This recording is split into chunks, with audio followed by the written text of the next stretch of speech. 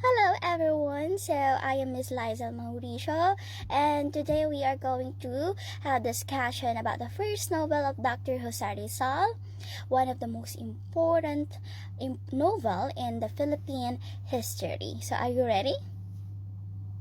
Alright, so let's dive in. In 1884, Rizal and his friends, including Paterno's brothers, Pedro, Maximo, Antonio, Graciano Lopez Jaina, Aguirre, Eduardo, Valentin, Julio, decided to have a discussion and to meet in Paterno's house in Madrid. So, they have the objectives, which is each of them was agreed to write a unified novel. It is the Noli Me Tangere of Jose Rizal. So the first half of Noli Me Tangere was written by our national hero, Dr. Jose Rizal, in Madrid, Spain in 1884 to 1885. While Dr. Jose Rizal was taking his degree in medicine. And the second half of the Noli Me Tangere was written in Germany. So while in Germany, Rizal wrote the second half of Noli Me Tangere from time to time, starting from February 21, 1887. But you know what? After he read the novel of Uncle Tom's Cabin by Harriet, he had the inspiration to write his own novel, right? He has the courage to write his own novel for our country. Of course, with the same topic, to expose the Spanish colonization and how Spanish abused the freedom, everything in the Philippines by that time. So, after he read that, Rizal suggested it to his friends in Madrid, into the house of Paterno's brother. So that was the starting point of Noli Me Tangere. Alright, so let's take a look at the title and printing of Noli Me Tangere. So the title of Noli Me Tangere, it is not Tagalog. It is also not English, or is not also Spanish, but Noli Me Tangere is Latin. Rizal, in his letter to his friend and to Zach scientist Ferdinand Blumentritt, admitted that he obtained the title from the Bible. Rizal took the passage in John 20:17, where Jesus said to Mary Magdalene, "Don't touch me," when she recognized him after his resurrection. Okay, so the passage, when translated into Latin, is equivalent to Noli Me Tangere. At a time when the novel is ready to printing, he ran out of funds. He ran out of money. So he contacted, Dr. Jose Rizal contacted his friend Maximo Viola, okay, who agreed to lend him money for publishing the novel which is entitled Noli Me Tangere. So according to the studies, Rizal is about to throw Noli Me Tangere manuscript into the fireplace when he received Viola's telegram agreeing for lending him money in order to print the book of Noli Me Tangere. So, Viola's telegram agreeing for lending him, Viola gave him an amount equal to 300 pesos. 300 pesos as preliminary payment for the first 2,000 copies. So again, for 2,000 copies of Noli Me Tangere, it cost 300 pesos. So in 1887, the first edition of Noli Me Tangere published in Berlin, Germany. So Noli Me Tangere, the first the first book of Noli was published in Berlin, Germany. To express his gratitude to his friend Boyola, he gave the original manuscript plus the poem he used to Viola. Rizal also signed the first print and gave it to Viola with dedication. Okay, so let's take a look the social impact of Noli Me Tangere. So Noli Me Tangere considered to be the romantic, but is more social, historical because of its nature.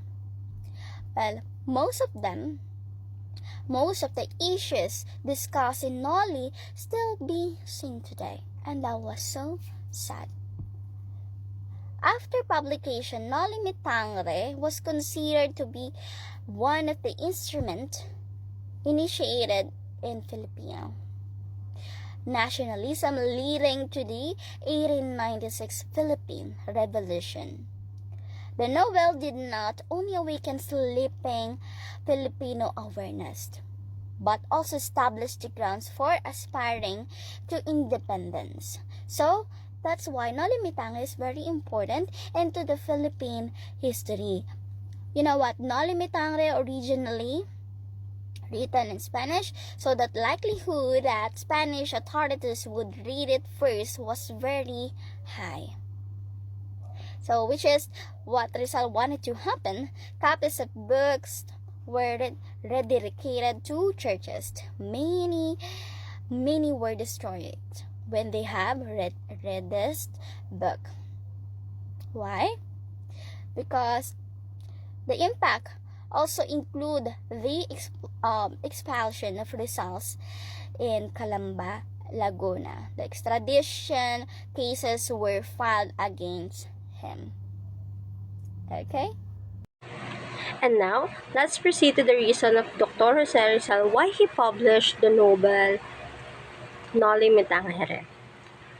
I know that some of you has a background knowledge about the topic Noli Me Tangere, but let me explain you some or other reason why Dr. Jose Rizal published his book Noli Me Tangere. First is to expose the social ills of his time and critique Philippine society. He used the novel as a platform to reflect on the historical and social realities of the Philippines using allegory and character symbolism. So as we all know, what are the experience of our fellow Filipino in the hands of the Spaniard, wherein they abused, they harassed, and they work without payment. So this novel reflects on the status of our fellow Filipino in the hands of the Spaniards or colonizer. So the character also in the novel symbolize different things in the society in that time.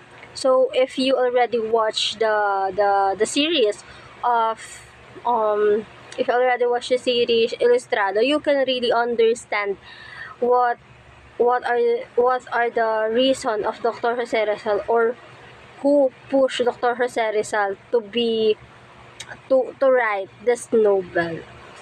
Not only his family, because his family is one of his reason, but also especially the fellow Filipino who experience different things in the hands of the colonizer.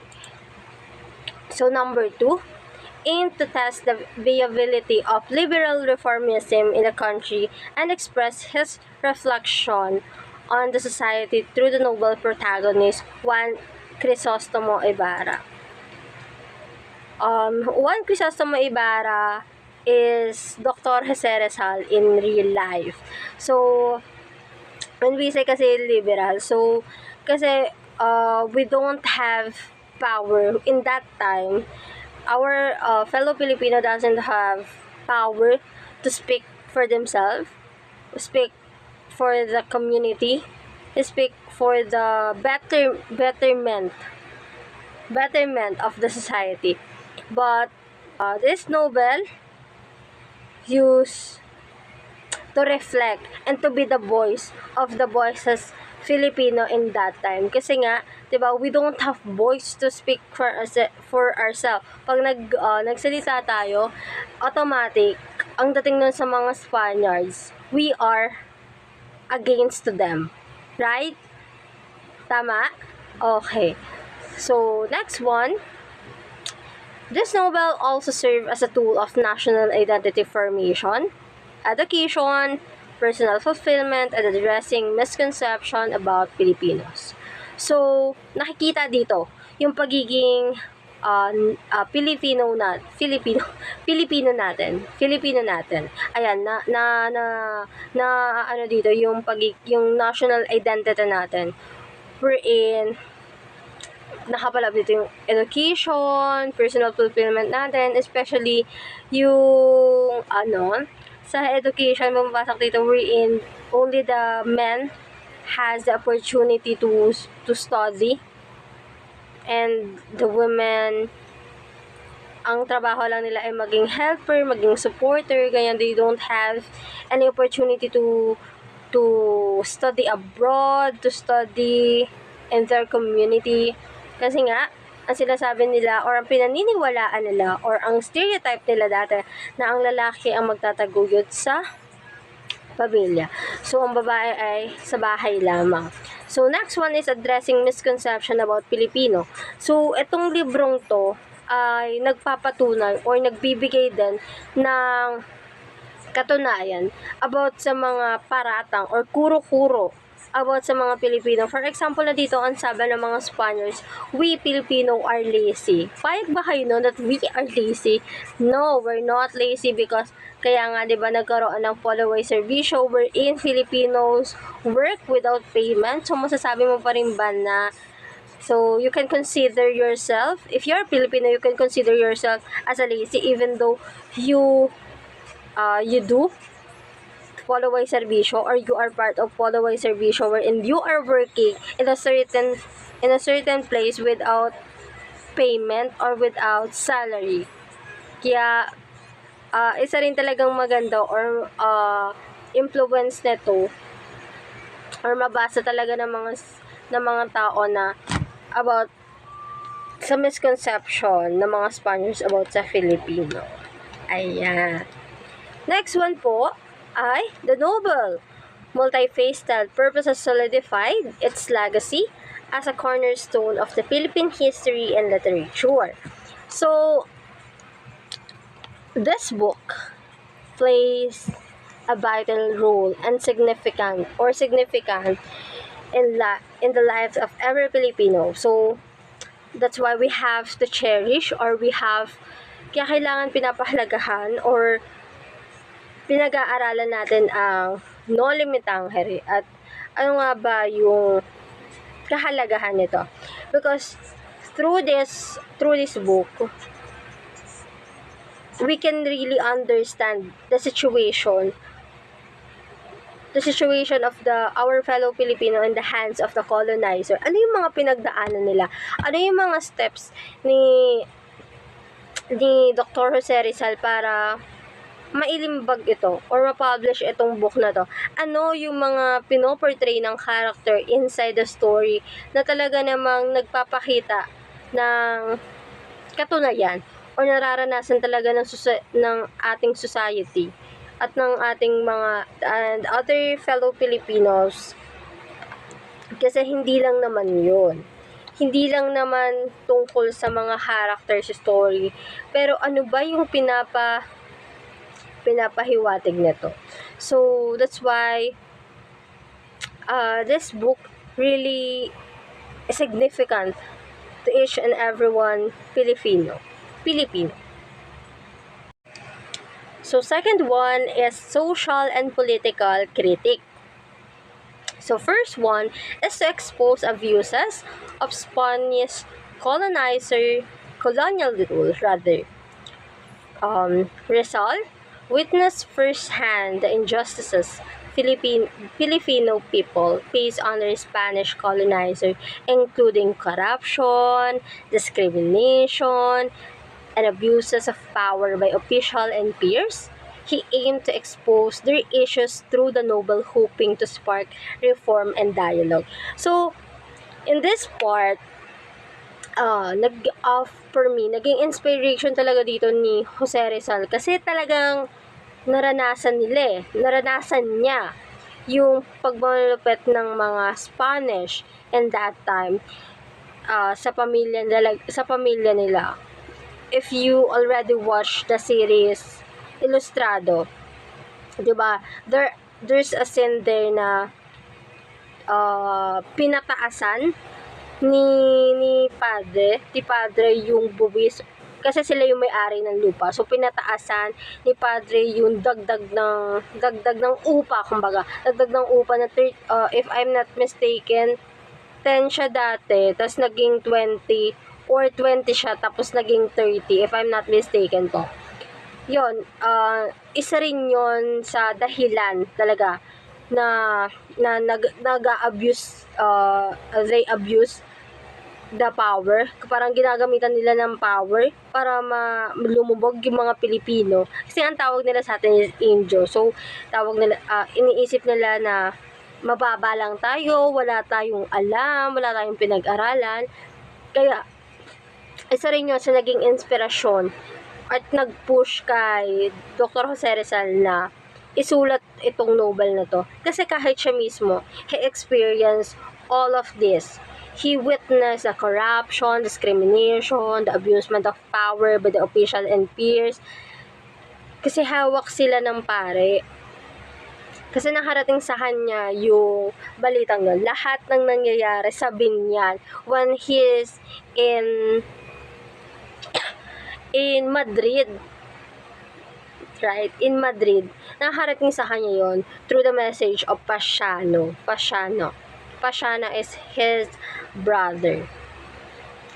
And expose niya lahat doon. Kaya, when the Spaniards already read the novel, galit na galit sila. And what I already said earlier na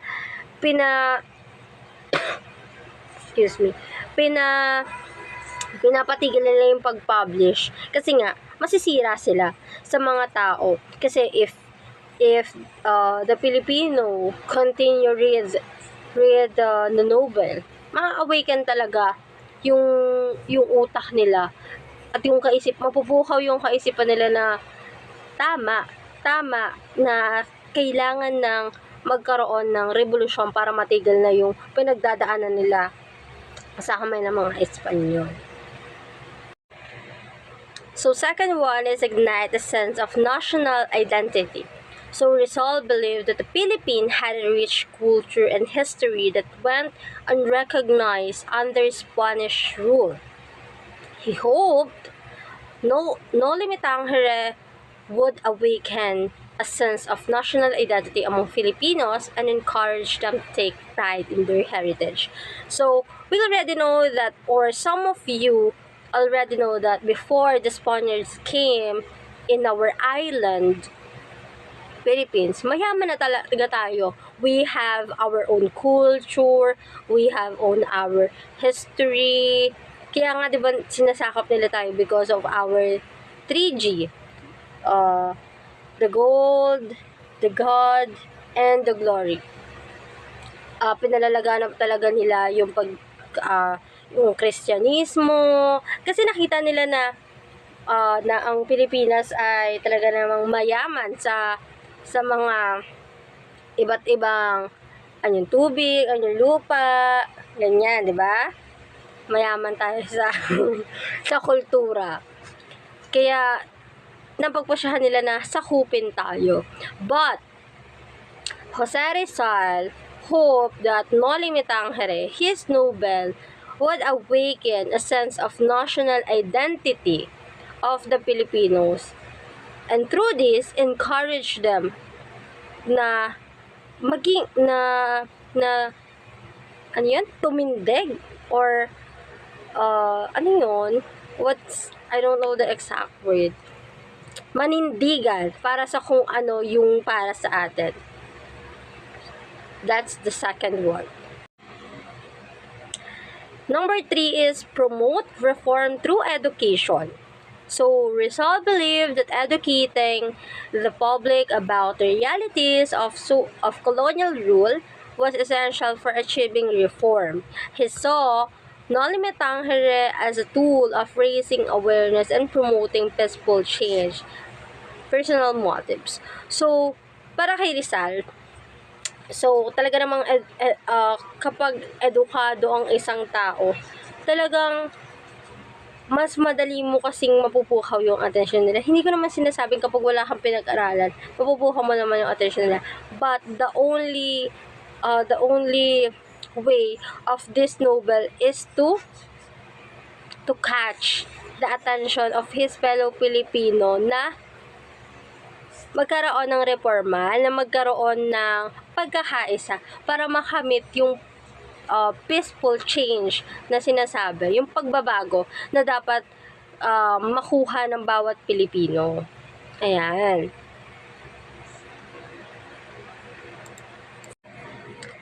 Second one is fulfill of personal mission.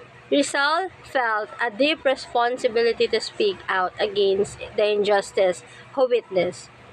He saw writing Noli Tangere as a way to fulfill his personal mission to advocate for his people and their land. So, for me, Pasiano is a great influencer of Dr. Jose Rizal because Pasiano give opportunity to Dr. Jose Rizal na makapag-aral abroad wherein talagang nakikita niya yung abilidad ni Dr. Jose Rizal na may magagawa pa siya at may mas malaki pa siyang magagawa sa bansang Pilipinas. So, talaga namang through the novel that he wrote, malaking pagbabago yung binigay niya. Malaking pagbabago yung binigay niya sa bawat Pilipino.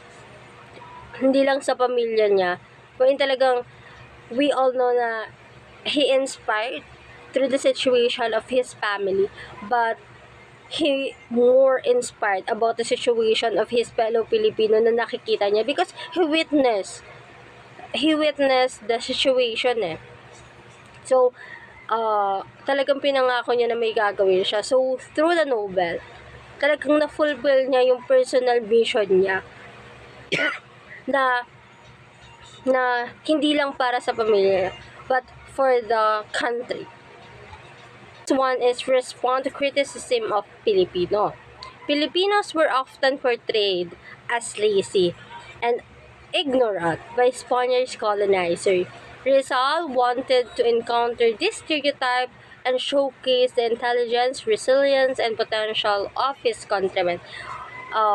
What I've said earlier, Spaniard think that we are lazy, ignorant, because they called us Indio and mababang uri. So, tingin nila mababa tayong uri, wala tayong alam. So, madali tayong mauto. Yan. So, through the novel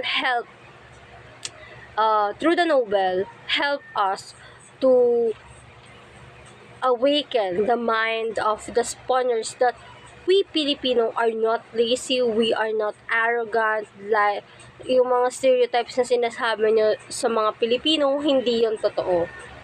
Yan. Isa rin yung reason kung bakit talaga sinulat ni Rizal yung novel. Hindi lang para ma-awake tayo as a Filipino, but also maintindihan din ng mga Spaniards that we are not lazy and arrogant as what they think to us. And lastly, leave a lasting legacy. So Rizal knew his life could be a danger for publishing such a critical work. However, he hoped Noli Tangere would leave a lasting impact on the Philippine society and contribute to the future progress. Here naman, we all know na in the time na nag-publish si Jose Rizal ng novel na to, talagang nagkaroon ng mainit na mainit na what's the word? Mainit na pagtingin sa kanya. Kasi nga, through his novel, talagang pinapakita niya na kinakalaban niya yung government. So hindi yun nagustuhan ng government. Kaya naging critical yung pamumuhay ni Rizal, na imbes na manatili siya dito sa Pilipinas, pumunta siya ng Hong Kong para doon ay manatili muna para bago humupa yung issue, kumbaga, na pinapahanap siya. So, kahit na alam niya sa sarili niya, even though he know to himself na I'm in danger, but I don't have wala akong pake. As long as I can fulfill my personal mission, I can do this for for my country, not only for myself, not only for my family, but especially for the betterment of the country.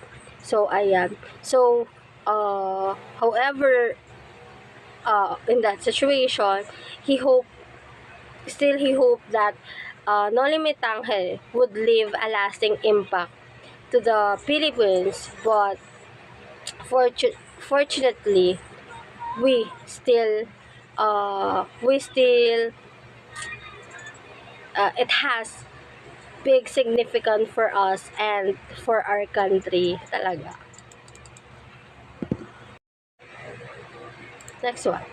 The novel did not only awaken sleeping Filipino awareness, but also establish the grounds for aspiring to independent as it aims to. So first, to defend Filipino people from foreign accusation of foolishness and lack of knowledge. As what I've said earlier, the Spaniards think that we are lazy, ignorant, but because of the Noli Me Tangere, they awaken their mind that we Filipino are not as what they think. Second one, this novel also shows how the Filipino people lives during Spanish colonization period and the cries and woe of his countrymen against abusement official. It reflects about the reality of our society. Second one is to discuss. This novel discuss what religion and beliefs can really do to our lives, and to expose the guiltness, graft, and corruption of the false government, and honestly showing the wrongdoing of Filipinos that lead to the further failure. Next one, to let the world know about how this motherland endured the behavior of Spanish fierce officials and their supporters in the Philippines, especially in the 19th century. That's all. Thank you so much. Okay, so now let's move on with the key characters in the novel Noli Me Tangere, starting with Juan Crisostomo Ibarra, y Magsalin, or commonly called Ibarra. He is the Filipino Spanish and the only descendant of the wealthy family. Uh, and the Spaniard, which is Don Rafael Ibarra. He was born and grew up in the Philippines, but during his adolescence, he spent 7 years studying in Europe. Those years prevented him from knowing what was happening in his country, which is the Philippines. Just like the real character of Jose Rizal, if you have watched Ilustrado, you will notice that Juan Crisostomo Ibarra refers or reflected the character of Jose Rizal in real life.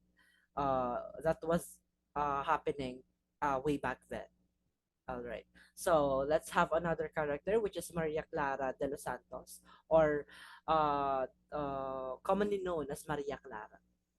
So he's the most dominant yet weakest representation of women during that time and the settings. And when thinking of Noli Me Tangere, the novel itself, the name Maria Clara can be seen predominantly as the image of an ideal Filipino woman, which is Maria Clara. And then Maria Clara is the primary female character in the novel. So she is also the daughter of Capitan Tiago and Doña Tia Alba. Those parents of Maria Clara will be discussed later on after these main characters first. Okay, so Doña Pia Alba died when delivering Maria Clara. The poor child grew up under the guidance and supervision of Tia Isabel and Capitan Tiago's cousins. Okay, so another character, we have the Damaso Verdolagas, or commonly known as the Padre Damaso. He is also a former curate of the Parish Church of San Diego. He was the curate for almost 20 years before he was replaced by the much younger Padre Salvi. And then Padre Damaso was also known to be friendly with Ibarra family, so much that Crisostomo was surprised by what the former curate had done to Don Rafael.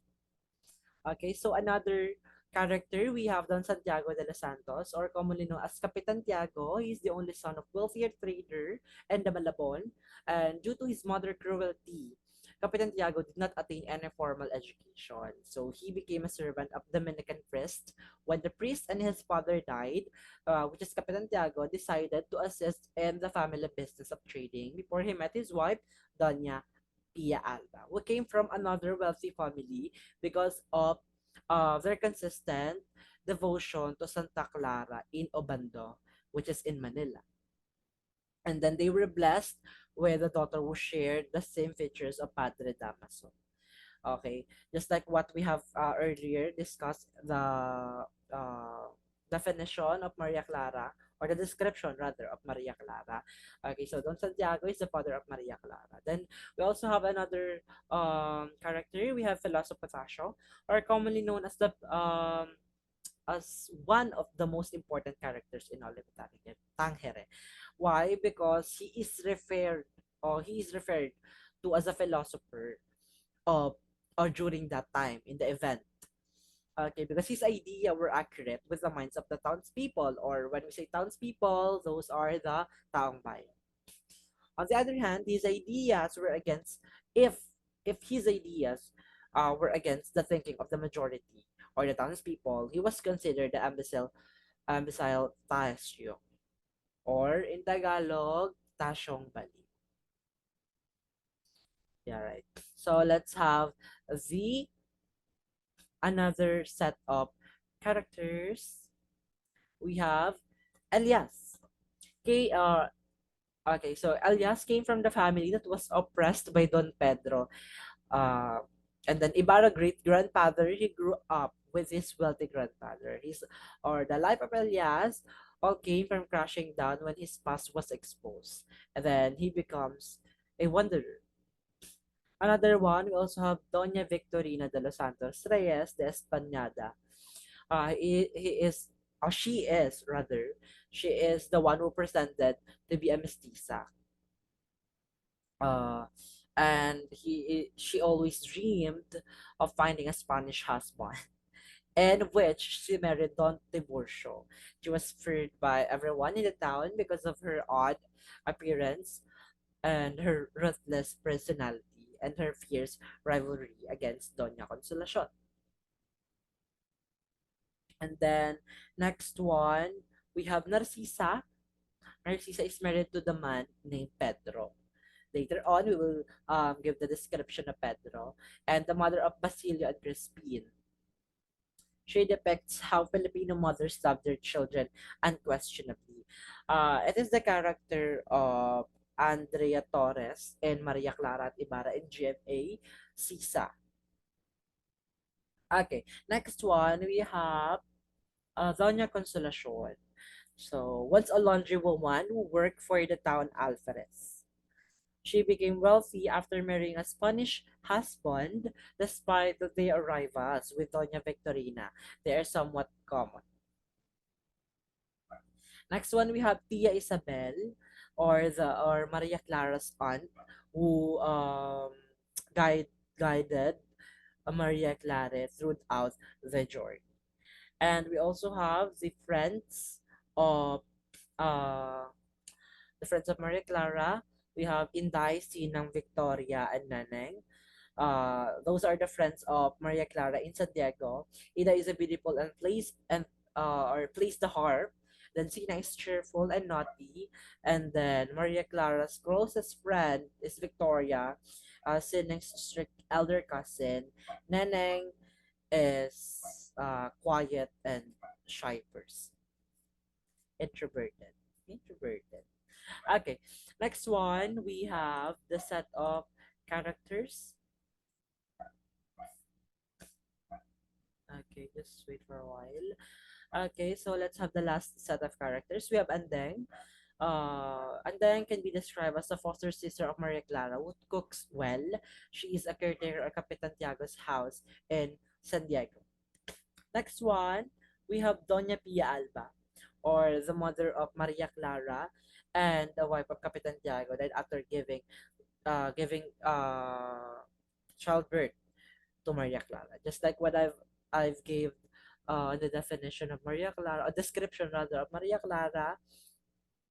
Okay, Doña Pia Alba died while giving birth to Maria Clara. Next one, we have Capitan Tika and Capitan Basilio.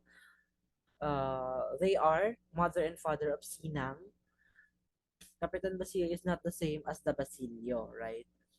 And then we have the Albino, or the ex-seminarian who became disillusioned with the Catholic Church, or admirer of Victoria, the friend of Maria Clara. Next one, we have Crispin and Basilio. Okay, you can also notice these brothers, the sons of Sisa in Maria Clara and Ibarra.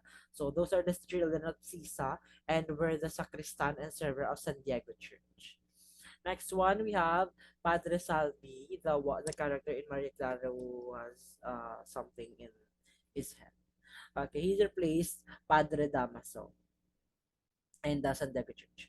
And next one, we have a Padre Sibilia, a Dominican priest and a former teacher. He was also a teacher of Ibarra and very helpful to Padre Damaso in times of anomalies ahead. And they wears golden glasses, or he wears golden glasses.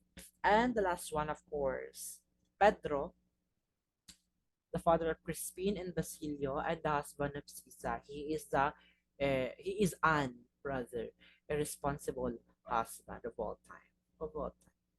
Okay, so those are the key characters and Good morning, everyone, especially to you, Ma'am Dulay. My name is Jerilyn Santera, and I'm here to present to all of you or discuss about the key chapters highlight of one of the most famous books of Jose Rizal entitled Noli Me Tangere. So for the chapter 1, we have here a social gathering. Okay, so can someone or read the information or the slide about chapter silently. Read silent.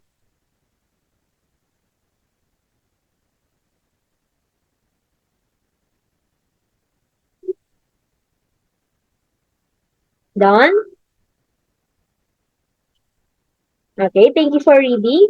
So this chapter 1 entitled A Social Gathering highlight the dinner hosted by Capitan Tiago, wherein many important characters are introduced, wherein they are invited, such as Padre Damaso, in our slides, Padre Sibila, Lieutenant Guevara, Laruja, Doña Victorina de Espadanya, and Don Tiburcio de Espadanya. And most of the people are uninvited because everyone wants to join since Capitan Tiago is rich and known as one of the most hospitable men in San Diego. And we also have here Padre Damaso, okay, who just came back in the Philippines and talked so harsh about Indios and had no consideration of the feelings and the rights of others whenever he opened his mouth. Okay, so that is the highlight of the chapter 1, which is the social gathering or the introducing the characters and the dinner of Kapitan Chang, hosted by Kapitan Chang. Okay, so next we have here chapter 2, entitled Crisostomo Ibarra. Okay, next slide. Read silently the information. Sorry, we don't have face to face, so we uh we discussed this in record. Done? Okay. So this chapter 2, entitled Crisostomo Ibarra, highlighted the uh the he highlighted Crisostomo Ibarra when his Capitan Tiago introduces him. And Padre Damaso was surprised to know that Ibarra is the son of Don Rafael Ibarra. Okay, and on the other hand, Crisostomo, who has just returned from Europe for a 7-year study, warmly greets Padre Damaso, who became a good friend of his father. Okay, however, Padre Damaso denies the existence of this close relationship or denies that he was close to his father. Okay. Also, Lieutenant Guevara approaches Ibarra, wherein he greets him and wishes Crisostomo's fate will be better than his father. Okay, so that is for the highlight information about the chapter 2, which is entitled Crisostomo Ibarra, wherein Capitan Tiago um, introduces Crisostomo Ibarra to his guest at his dinner. Okay? So that is for chapter 2, Crisostomo Ibarra. And next we have chapter 3, entitled The Dinner. Okay, next slide. Can someone read or read silently the information about the chapter 3, The Dinner?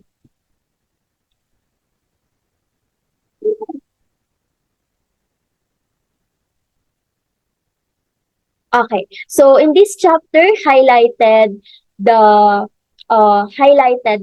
experience of Chrysostom Ibarra, wherein in the introduction of this chapter, wherein the meal is ready and the guests gather at the dining table, and Padre Damaso is jealous and mad. Why? Just a single slice of the chicken.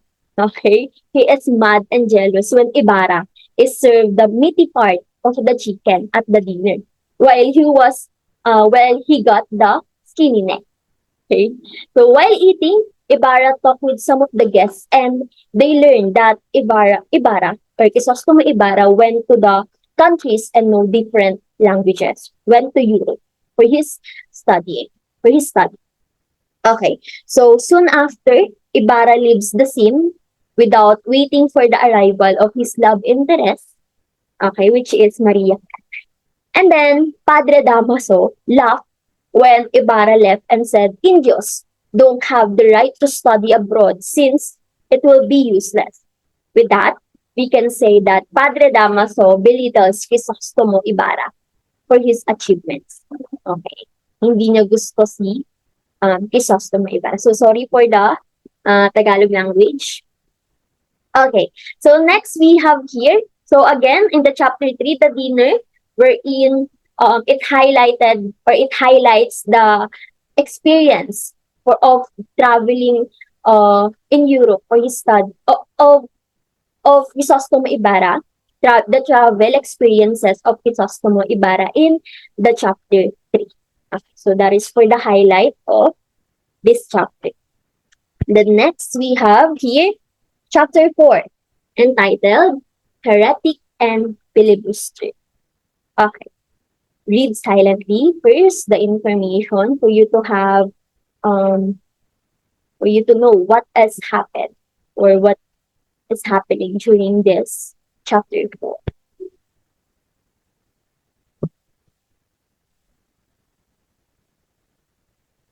Done? Okay, so in this chapter, while walking towards Plaza Binondo, Crisostomo realized that the town has never changed. And then Lieutenant Lieutenant Guevara approached Ibarra and warned him to be careful so he will not be the same to his father's unlucky fate. With that, Crisostomo was curious and insisted Lieutenant Guevara to tell his father's story and express his grief that he himself does not know how his father died. So it was really not good. Okay. So according to Lieutenant Guevara, Crisostomo's father was the richest man in their town. He was respected but envied by some. Not longer Crisostomo left the country, Don Rafael Ibarra made enemies and was falsely accused of killing someone. He was sent to jail and branded or named as heretic, filibuster, and subversive. So this is the title of our chapter 4, wherein heretic means we have different beliefs or opposing different beliefs. And then filibuster means freebooter or a pirate, okay, which was the enemy of the government. And lastly, subversive means that, what do you call that? Troublemaker. Okay. So, Lieutenant Guevara added that he tried his best to help Don Rafael. They won the case, but later on, after his freedom, Don Rafael died inside his jail cell. Namatay rin si Don Rafael after that. So again, for chapter 4, it highlighted the father of Crisostomo Ibarra, who was branded or named as heretic and filibuster. Again, heretic means you are opposing different beliefs, and then filibuster means a pirate or a freebooter. So that is for chapter 4. And then next we have the chapter 5, entitled A Star in a Dark Night. So read silently the slide first.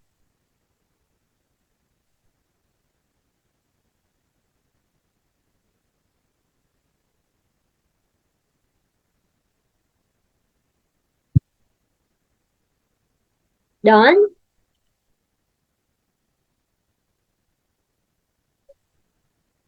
So in this chapter, entitled A Star in a Dark Night, it highlighted the lamentation of Crisostomo Ibarra, wherein Ibarra was disturbed that his father was unjustly imprisoned and dying without seeing him. And he imagines the anguish and grief suffered by his father while he is studying and traveling in Europe. Okay? And then meanwhile, at the Capitan Tiago's house or dinner, Maria Clara arrives. And then Padre Damaso shows great appreciation for the lady because he is the what? Is the godfather of Maria Clara. Okay? So again, for the chapter 5, it highlighted the lamentation of or the grief of Crisostomo Ibarra for his father, Don Rafael Ibarra. Then we have here chapter 6. Okay. So entitled Kapitan. Okay, again, read silently first the information about chapter 6 entitled Kapitan.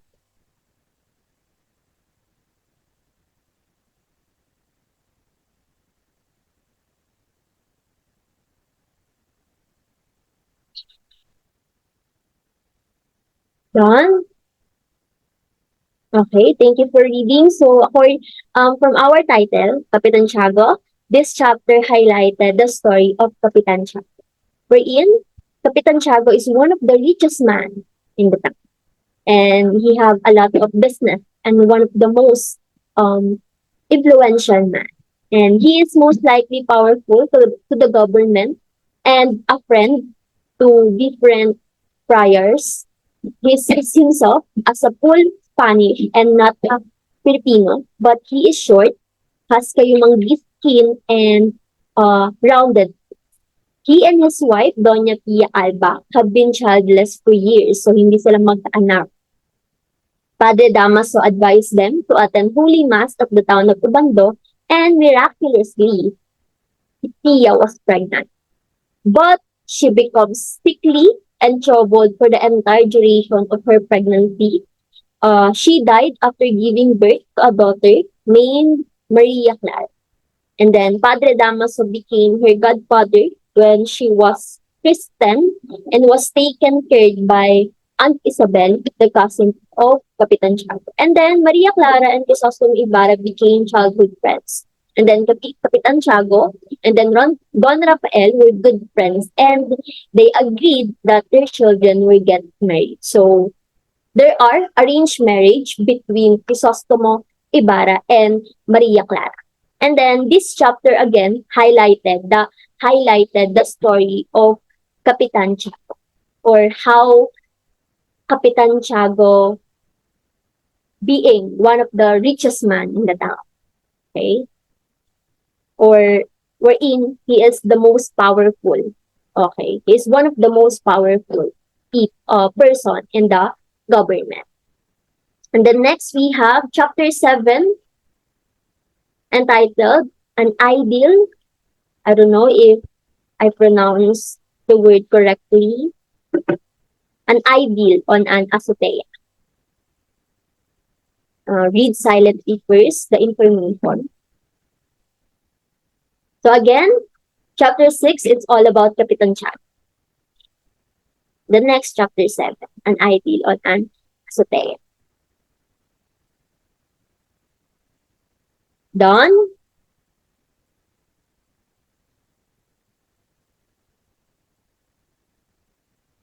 Okay. So in this chapter, Crisostomo visits Maria Clara and had a private talk at the azotea of Capitan Tiago's house. And this is their first time to meet personally in 7 years. They exchange thoughts, reminisce their childhood, and prove that neither of them had forgotten their love to each other. Okay? And then suddenly, Maria Clara opened the letter Ibarra gave her before he left for Europe. And in the letter stating why Don Rafael sent Ibarra to Europe, Crisostomo suddenly stood and simply answered because of Maria Clara. He forgot his task and needs to go now because tomorrow is All Souls Day. With that, Maria Clara felt sad and cried going to her room. Because Crisostomo Ibarra, naalala niya yung pinag-usapan nila ni Lieutenant Ibarra na may ongoing talk pa sila ni Lieutenant Ibarra about his father. Again, so for the chapter 7, it highlighted the private talk between Crisostomo Ibarra and Maria at the azotea of Capitan Tiago. So that is for chapter 7. Next, chapter 8, entitled Recollection. Read silently the slide first or the information.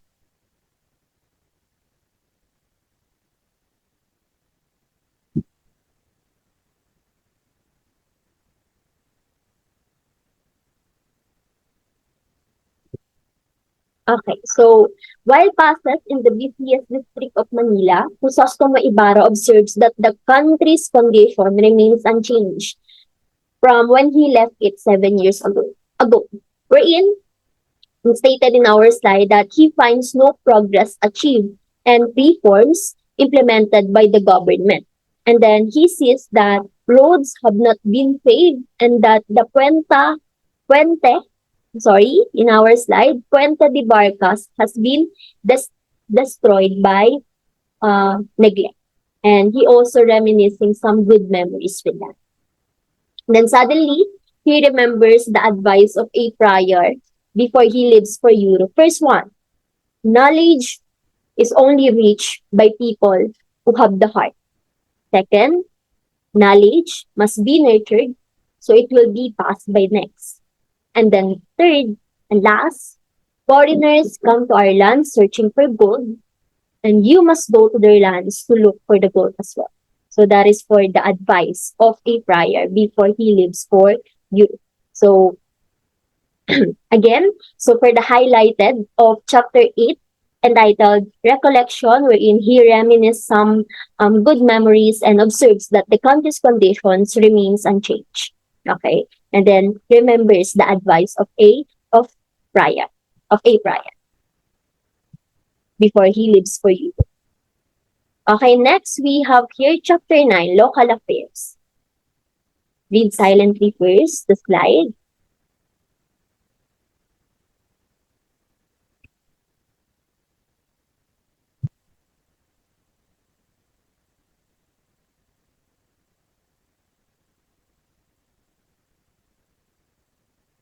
Done?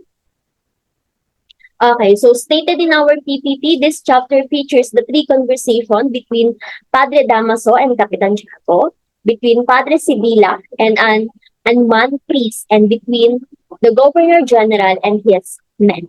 Okay, so for the first conversational between Padre Damaso and Capitan Chaco, Padre Damaso was angry for not being informed of the arranged marriage between Crisostomo and Maria Clara and wants to stop the marriage plan for the lovers. With that, Capitan Tiago obeys the priest. Sinunod niya to stop the arranged marriage since he is the godfather of Maria Clara. Okay. And then, on the other hand, Padre Sigila have a conversation with an old Dominican priest inflicted with a serious illness. And then, Padre Sigila tells him about the conflict between Padre Damaso and Ibarra, and then exchange thoughts about Ibarra. Meanwhile, the Governor General reveals to his men that he is unhappy with the situation in the Philippines, but he is helpless in changing the condition of the country. Okay. So again, for the highlighted info or scene about chapter 9, entitled Local Affairs, this chapter features the three conversation between Padre Damaso, Capitan Tiago, of how he stopped the marriage between Crisostomo Ibarra and Maria Clara, and then Padre Sibila and unmanned priest of how of the serious illness. He talks about the serious illness of the country. And then the Governor General and his men, wherein the Governor General don't know what to do, okay, to his men that and reveals to his men that he is unhappy with the situation of the Philippines and he don't know what to do. He's helpless in changing the condition of the country. So that is for the highlighted info or scene of the chapter 9 entitled Local Affairs. And then next we have chapter 10 entitled The Town. Okay. Next slide, please. Okay. Read silently first the info.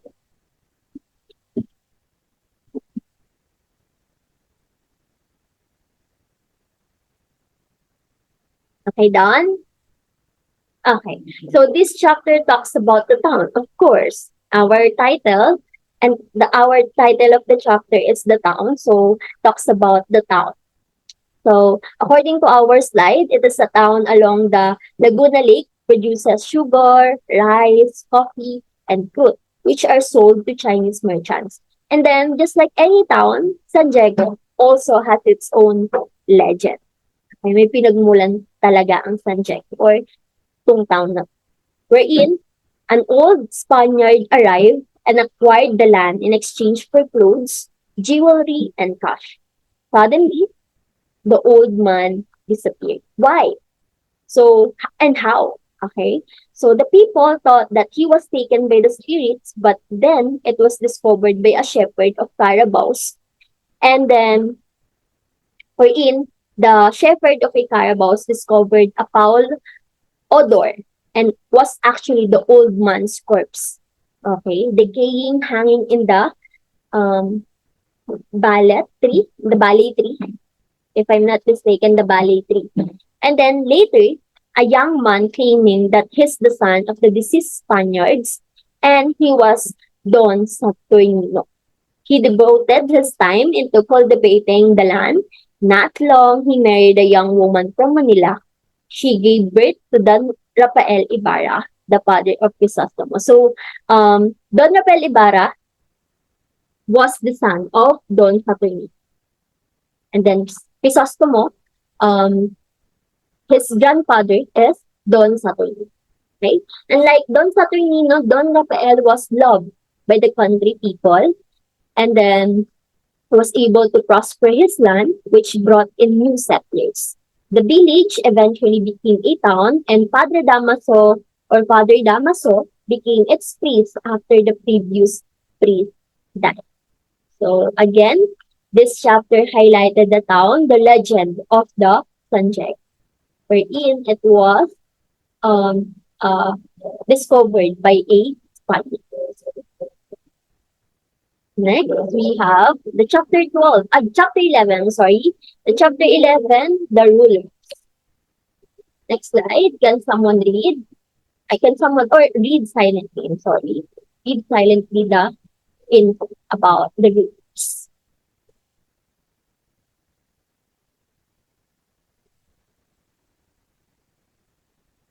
Done? Okay, so this chapter introduces or describes the powerful people in the town of San Diego. First, we have here Don Rafael, of course, the father of Crisostomo, known as the most powerful man since he is the richest, is highly respected, but in the end, townspeople are against and branded him as filibuster and heretic. Okay. Next, we have Capitan Tiago, wherein he is a rich businessman welcomed by musical band and offered with delightful foods if he visits the town. But at his back, people call him a sacristan chap. And was very kind and welcome and one of the most hospitable men in Sanchez. And then we have also the Padre Salvi, wherein a teen and youthful Franciscan and the Alperes who's always surrounded by civil guards. We have Padre Salvi and Alperes. And then Doña Consolacion, we have the wife of Alperes, a Filipino who likes to wear makeup. And in his husband's absence, she controls the civil guards. Okay? And then Padre Salvi and Alperes are the real powerful people in the town of San Diego, and they are called Catholic. Okay? So again, so for this chapter 11, the rulers, it introduces or describes the powerful people in the town of San Diego, and such as Don Rafael, Capitan Tiago, Padre Salvi, Alperes, and Doña Consolacion, wherein Padre Salvi and Alperes are the real powerful people in the town of San Diego, and they are called as Catholic. Okay? Okay, next we have chapter 12, entitled All Saints. Read silently first the information.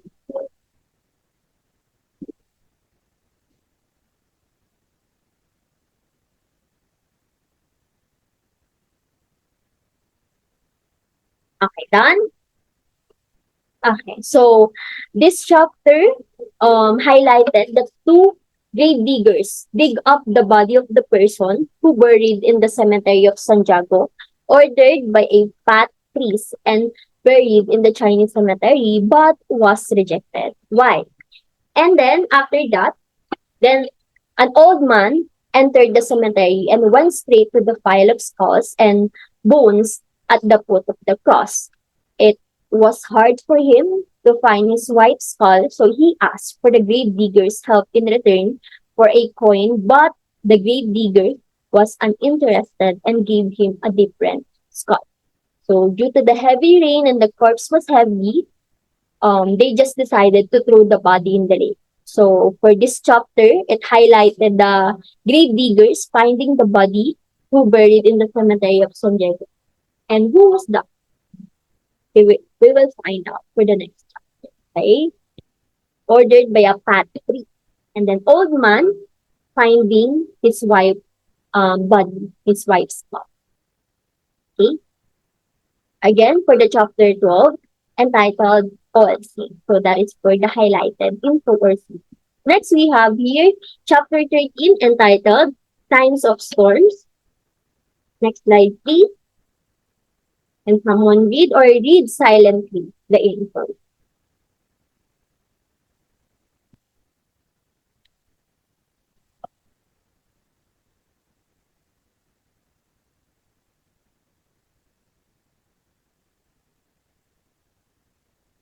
Done? Okay. So, Crisostomo Ibarra, in this chapter, Crisostomo Ibarra went to the cemetery to look and visit his father's grave. The old grave digger admitted that his father's body is no longer there, and the curate or the priest was the one, or the path priest was the one who was ordered them to dig up the corpse of Don Rafael and then thrown into the lake. Ibarra left and was very furious about what he knew.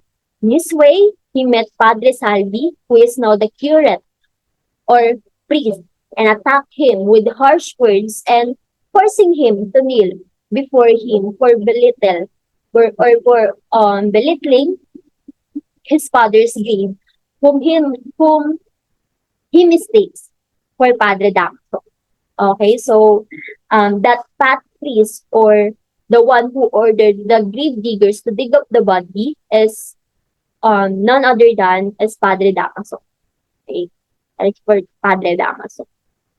Napagbintangan niya lang si Padre Salvi. So Padre Salvi talks back and said it wasn't him, then confessed that it was Padre Damaso who's the priest during that time and responsible for that act. Okay? So, for the highlighted info or scenes about chapter 13 entitled Signs of Storms, wherein Crisostomo Ibarra find out that his father body is not in the cemetery and to uh it was ordered by Padre Damaso to look up for the body of Don Rafael and thrown it into the lake. Okay. Next, we have here chapter 14.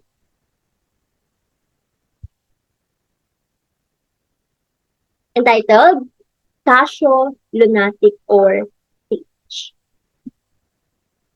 Read silently first the info or the slide.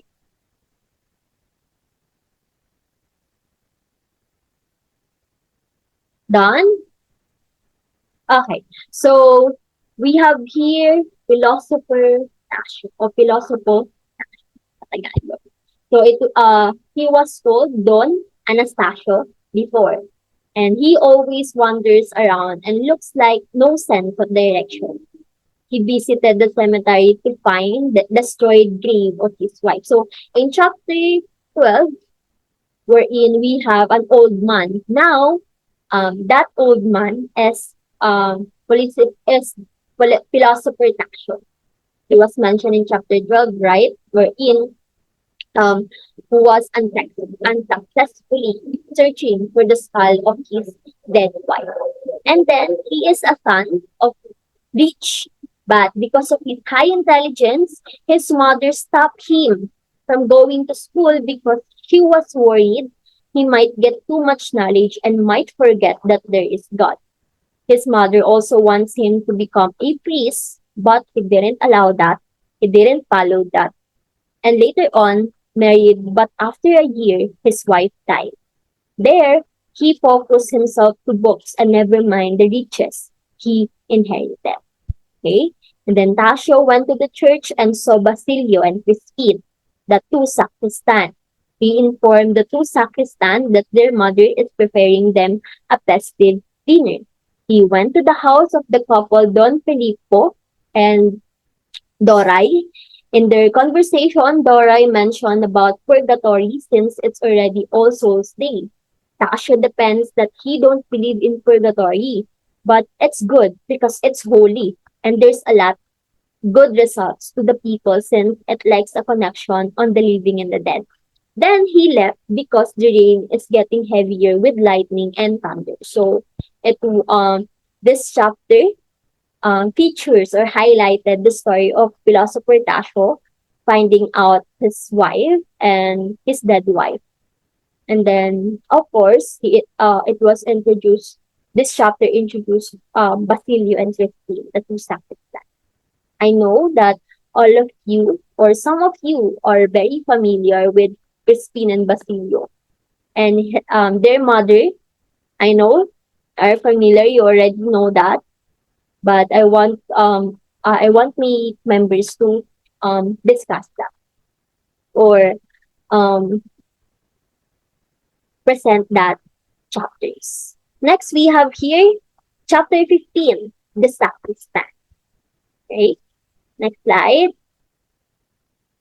Okay, read silently the chapters. The info.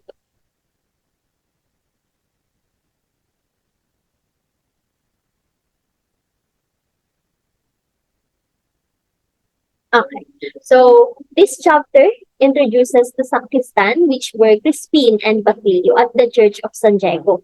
In spite of the storm, the two altar brothers, Basilio and Crispin, had to go up to the bell tower of the church to ring the bells at 8 in the evening.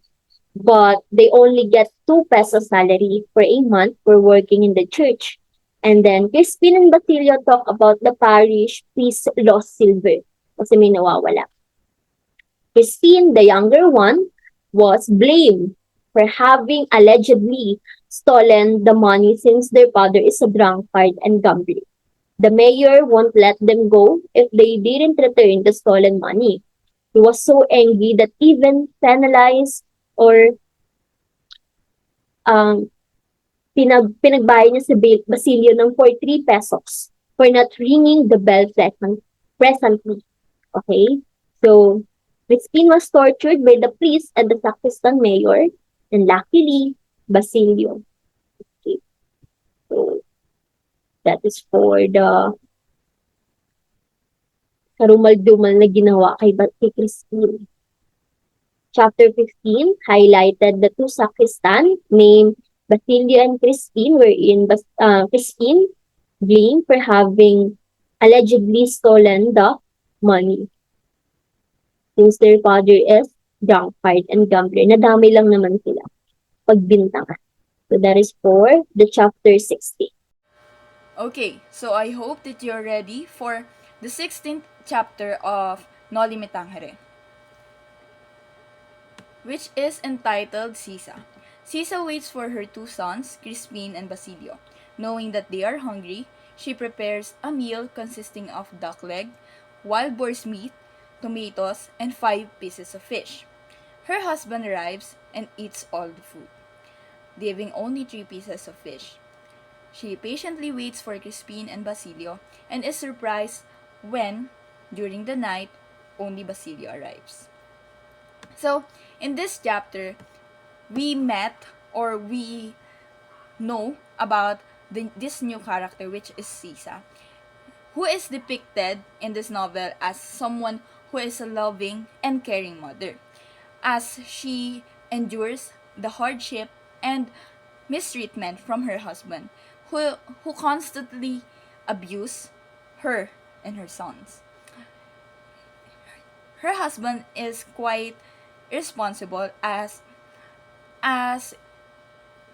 as mentioned in the slide here, that her husband ate all of the food that she prepared specifically for her sons, knowing that there are other people who might be hungry, who might come home hungry. He ate it all as if no one else matters. And it just adds to her misery.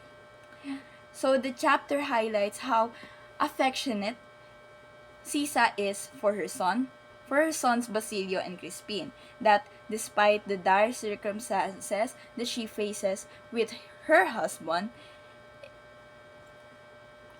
she still sees it as something. She still sees her sons as someone who lights her day and and make life worth living. Okay? So this chapter also emphasizes the love of a mother, or what we call a maternal love, the suffering of Sisa, and her sons to her husband. And the harsh me- harsh reality of families that came from that is constantly facing poverty, that despite of the things that we do for our sons, it is still not enough for them to be fed and satisfied. Okay, so this so her son Basilio coming home alone is foreshadowing the tragic turn of events in this novel. So what could it be? Let's proceed to the next chapter, chapter 17. In this chapter, let's see. So this chapter is entitled Basilio. Basilio arrives home, wounded from a gunshot fired at him by the Guardia Civil. Basilio tells his mother that Crispin has stayed behind in the convent because the curate accused him of stealing 2 gold pieces. In his dream, Basilio sees Crispin being beaten up and killed by the curate and the sacristan mayor. So, in this chapter, it is stated that Basilio was escaped from the civil guards or the Guardia Civils. He is exhausted and frightened that he seeks refuge to his mother. So Basilio eventually makes his way to their home, and they were both relieved that Basilio is safe. Although Sisa is not quite that comfortable knowing that his son was accused and facing might be facing a punishment from the curate and the sacristan mayor. So this chapter also emphasizes the themes of family and love. Why? Why do you think so? Because as Basilio seek refuge his from his what do you call that? From his pursuers, he is longing for the presence of his mother rather.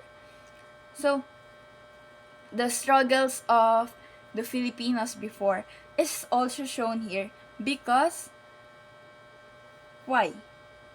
Because if they do something, they might face a consequence given by the friars. So it also shows the resilience and affection within the family of Caesar despite the hardships that they endure. That despite of all the things that they are going through as a family, they are still longing for the comfort that their family members might give or offer. Okay? So is it clear? Okay, let's proceed. How about the next chapter? So the next chapter. Okay, so now let's proceed to the 18th chapter of Noli Me Tangere, which is the souls in torment.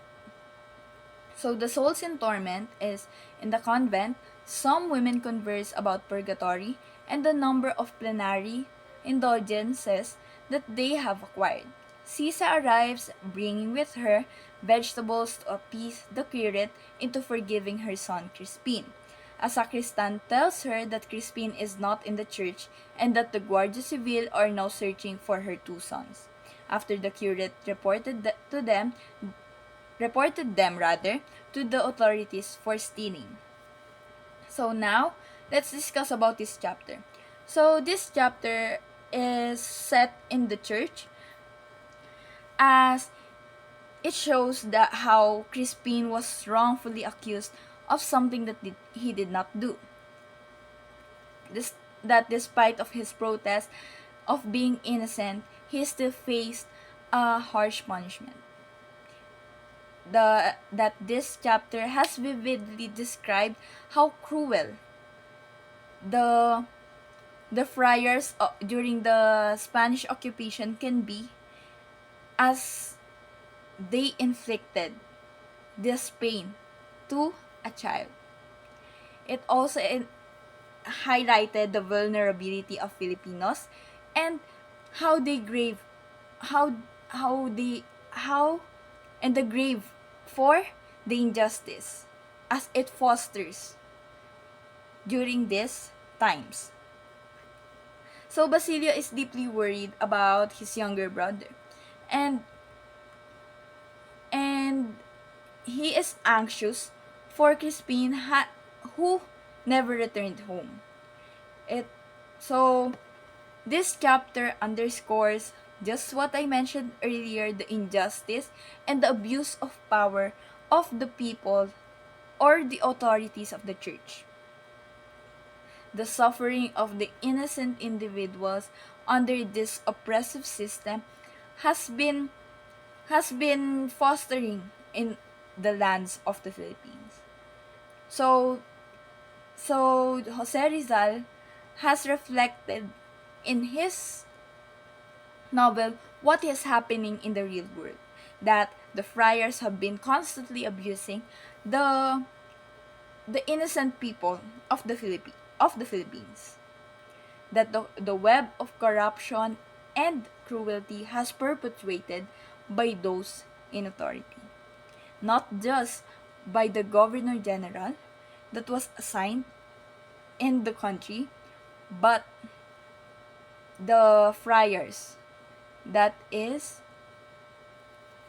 considered as the authority of the church and has the say or the final say in the things that goes around the specific town. You understand? I hope you do. Thank you for listening. And now this is the highlight for our chapter 19 entitled "A Schoolmaster Difficulties." So Ibarra's conversed with a schoolmaster who was helped by his father. The schoolmaster narrates the obstacle that he encountered in teaching the children. He informs Ibarra that the town lacks facilities such as a school building and necessary equipment.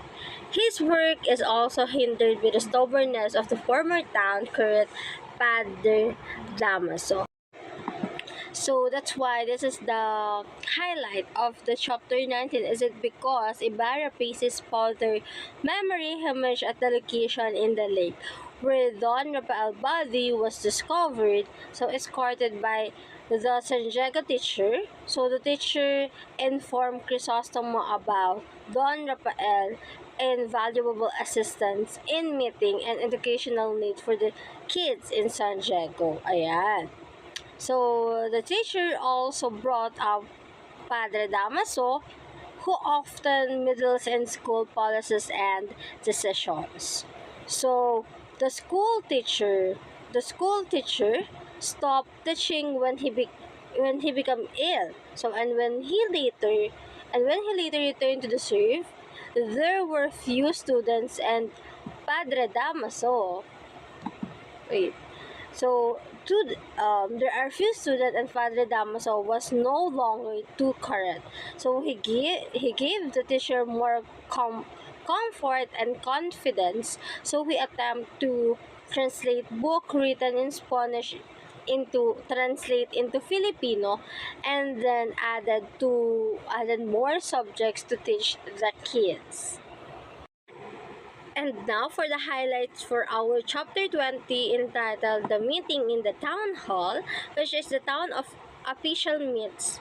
The town official meet in the town hall to discuss the fiesta celebration. The council approves the proposal of um, Pelipo, Don Pelipo.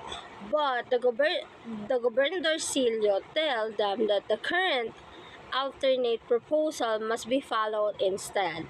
Although the council object to the current proposal, wherein they are powerless to stop implementation the plan, Don Filipo and Tauso, the judge, go home dejected. That's why this is the highlight for our chapter 20, because it is almost time for the best meeting to start. So there are two political parties in the town. The old conservative and liberated youth, wherein Don Filipo is one who arranged the gathering. So people are debating what kind of celebration should be conducted. So they are talking about San Diego's next fest.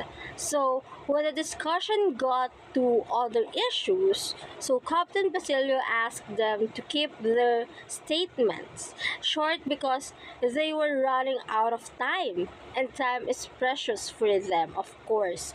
Because after that, Don Filipo made a proposal regarding the expenses which they are rejected rather. They are rejected, and the old conservative group then suggested that they set aside money for the past, and that's why that is the highlight for our chapter 20. So for the chapter 21, just as Hisa is about to reach her house, hoping to find Crispin and Basilio safe inside, she sees two civil guards, or we call it Guardia Civil. So they are leaving her house empty-handed, having searched it for Crispin and Basilio. So they call Sisa to them and ask where she is stashing the money her son stole. And the Guardia Civil said, "So we've come to take your son, and older one got away. Where have you hidden the younger one?" They ask.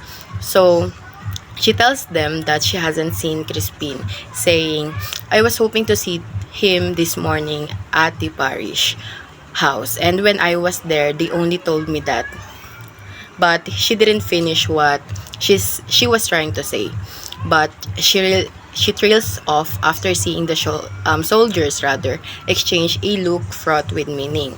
So they then tell her that they will leave her alone if she pays them the money. They claim that that money was owed by their family. So when she's unable to do so, they take her son as a prisoner and set off towards town. So Sisa is ashamed as the soldier march her through the town for everybody to see, ushered in the military barracks. So she collapses on the ground, where she remains for several hours rather, while the soldiers wait for further orders from the ensign, who seems to know nothing about the situation.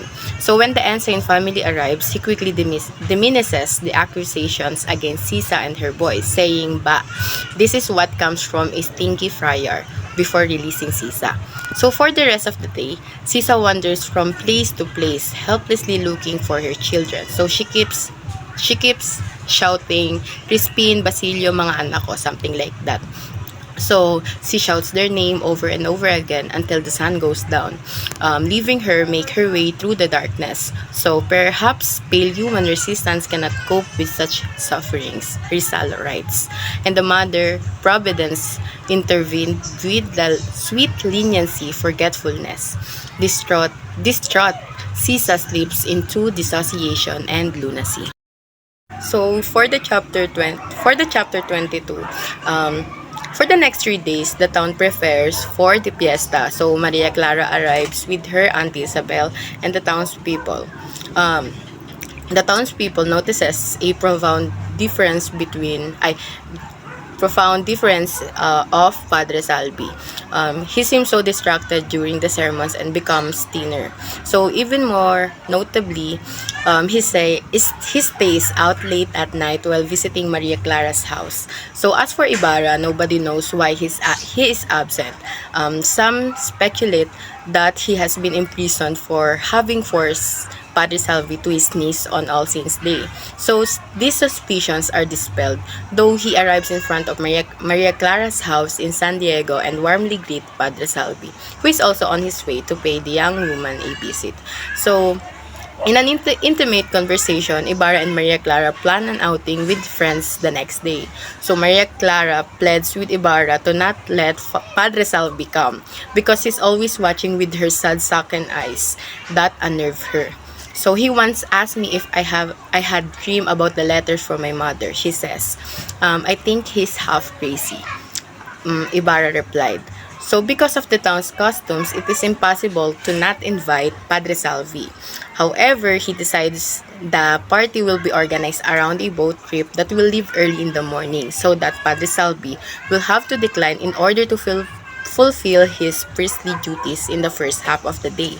So this plan works, though Padre Salvi is so disappointed to miss out on spending time with Maria Clara that he promises to meet up with them um, in the end of the day. So as Ibarra leaves Maria Clara's house that evening, a stranger comes upon him in the street and tells him that he's been waiting to speak with him. He explains that nobody will help him because everybody thinks that he's a thief, but he has recently lost both his sons and his wife.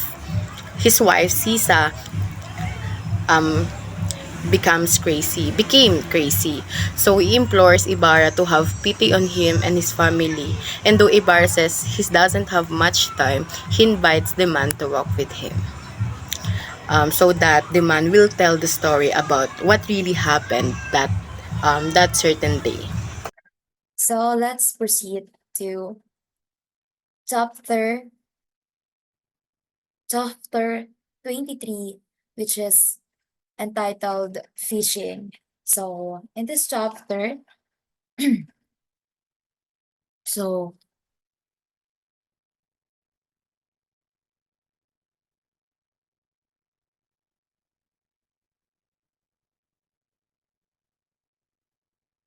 ay, saan na ba?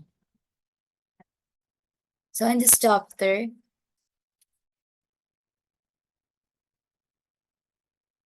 next. Ay, dali. Ayun. So again, in this chapter, let's proceed to chapter 23, which is fishing. So in this chapter, fishing, Ibarra or Crisostomo Ibarra and Maria Clara together with their pals go fishing on the lake. Ander entertains them by playing the harp, while Maria Clara sings a mournful love song. In one of fish cages, the men discover a crocodile hook in the fishing nets. Elias, followed by Ibarra, jumps into the water and kills the crocodile. So in this chapter, it's all about they want to have a picnic and in the lake between Ibarra's friends and also Maria Clara's friends. And also also this evokes strong emotions in everyone present, but especially in Elias and Ibarra. So since it's all about uh it's all about youth or gathering by the youth, which is Ibarra and Maria Clara's friends. Maria Clara during their fishing, and they ride on the boat. So during their enjoying on the lake, Maria Clara also sing a mournful love song, or what we call kundiman. And however, while during their while they are in the lake, Elias, the one the one who drives the boat, and he also he also hooked fishes, but they noticed that for at first uh they didn't took or they didn't caught fishes often, and they thought that it's because of crocodile. Crocodile eats fishes. So the men discovered or they discover a crocodile hook in the fishing nets. So they planned they planned to to hook it. So Elias jumps off in the lake to hook the crocodile, but he almost failed. But actually he uh he helped he helped by Ibarra. So Ibarra jumps into the water and kills the crocodile. So and after that, so they also after those hook hooked in the fishing nets, Elias realized that Ibarra saves his life. So next chapter. So how about in chapter 24 in the woods? So what about in this chapter 24 in the woods? So in the woods, Padre Salve, Padre Salve, Padre Salve passes by a creek on his way to an Ibarra organized picnic. He hears conversations, hides behind a tree, and observes Maria Clara and her friends stay as they vet. After the Alvarez has left the picnic, the Guardia Civil arrives to seek for Elias, the boatman, who threw the Alvarez into mud hole and assaulted Padre Damaso. So in the woods, so Friar Salve, or what we call Padre Salve, rushes through the mass in order to attend the picnic to which Ibarra has invited him. So when he arrives, he, surreptitiously follows the ladies about while they seek for a specific bird's nest. So he was overjoyed or intended to follow them, but then he went to the picnic area, and the fun is where the fun is. Sisa appeared unexpectedly and Ibarra offered her lunch. Pad uh so Padre Salve um hears a conversation between Maria Clara and her friends as they bat uh in the what they call as they bait or as they bat in the lake together with his friends. And on the other hand, so after the Alferes has left in the picnic, so the Guardia Civil arrives to seek for Elia. So the boatman who threw the Alferes into mudhole and assaulted Padre Damaso. And at the same time, during that time, uh, Crisostamo Ibarra, um, he saw Sisa unexpectedly and he offered some lunch. But since Sisa is and crazy or have mental illness um due to his trauma of losing her sons, which is who is Crispin and Basilio. So here she quickly left in the midst of all this exciting exciting exciting entertainment. So civil guards arrived in quest of Alias, although they were unable to apprehend the man and he was nowhere to be located. And also at the same time, after the after the some gatherings during that day, the ladies, which is the friends of Maria Clara and their friends, after they bat and gathering and accompanying with each other, And since it seems like it's almost evening, so they want and they have to return to their home. So that's the end of the chapter 24 in the woods. And in chapter 25, which is entitled In the House of Sage. So in the House of Sage, as you can see there, there's a house, and Ibarra contacts Tasho, the sage, about the school building he intends to build. So the sage cautions Ibarra not to continue his scheme, as he will enrage the friars and other government officials who will do everything in their power to bring him down. So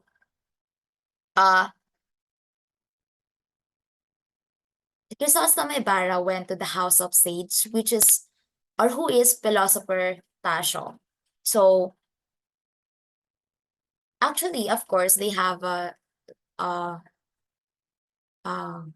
gathering between them, and they have serious conversations, and it's a serious matter because Chrysostom Ibarra shares his plans to build a school in San Diego, in the town of San Diego. So, and because in terms of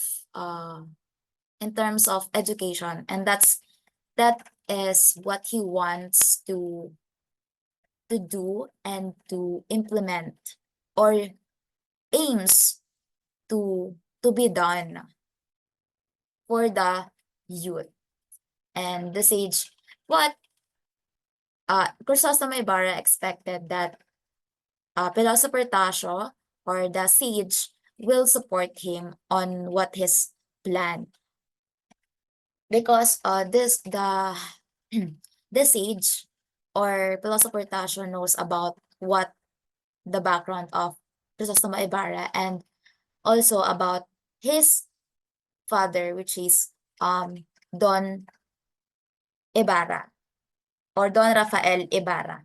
And but instead of supporting him, like go, you want to build that, yes, you can do that, but it's not. So instead of supporting him, the philosopher Tasho actually cautions him, or warns him to be careful, and it's better not to continue his planning to have a school at San Diego town. Why? It's because of there are lots of people that will be hindrance in doing it, in making it, in building it. And one of one of the people that can oppose it is the friars, right? Friars or the priest and the higher officials, right? So, and of course, the government, because they know about the education, and they don't want to get educated those Injo, right? And they will do everything in their power to bring him down. So, but Chrysostom Ibarra is na is the one who will not give up for his dream, or for his um intimate plan, that he is eager to make to to become it true, to do it by himself, for the sake of his father also. Next chapter. So here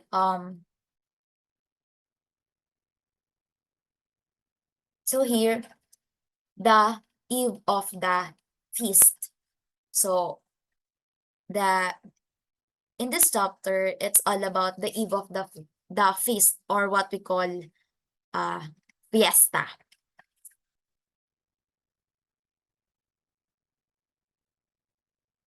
So yeah. So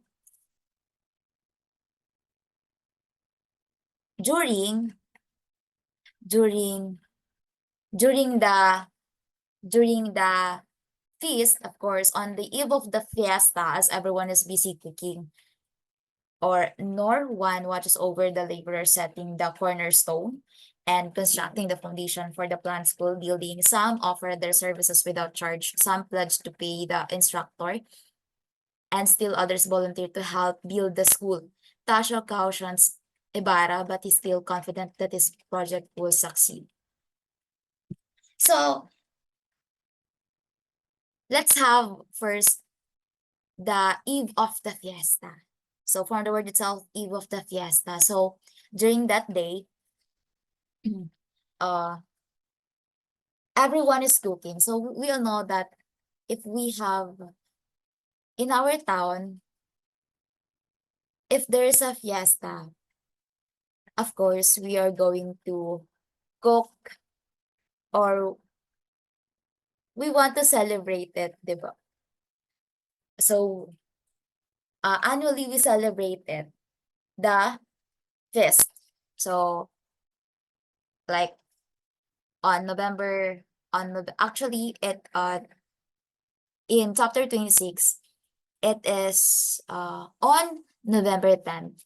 So San Diego's Street it was held at San Diego Street are decked out in vibrant decorations. Everyone is busy decorating on their homes, outside of their homes, and also decorations, uh, cook, cooking different dishes like adobong manok and many more dishes like lechon, right? And also there are fireworks. So fireworks, and of course, when during the feast, or what we call fiesta, of course, there is always live bands performed, or musical instruments intended to be performed. And so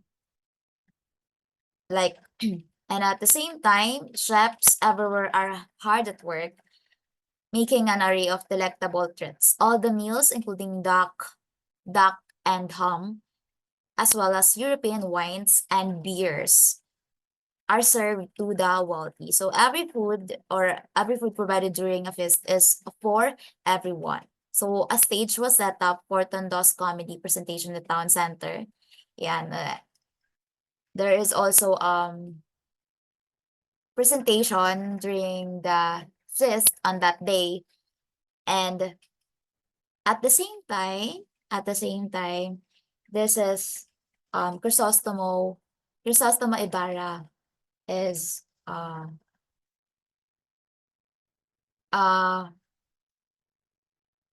building a school, slowly building a school, and it's almost complete, or Crisostomo Ibarra is occupied with completing the new schoolhouse's blueprints, and Nol Juan, or one of his the one who supervises the school building, the one who managed it under construction,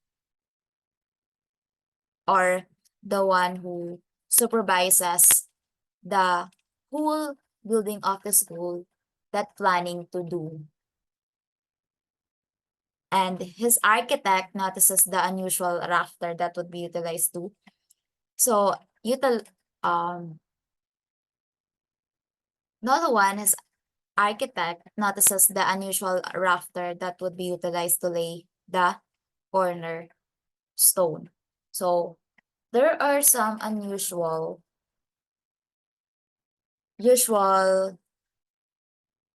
build, some, built in the school in the cornerstone. And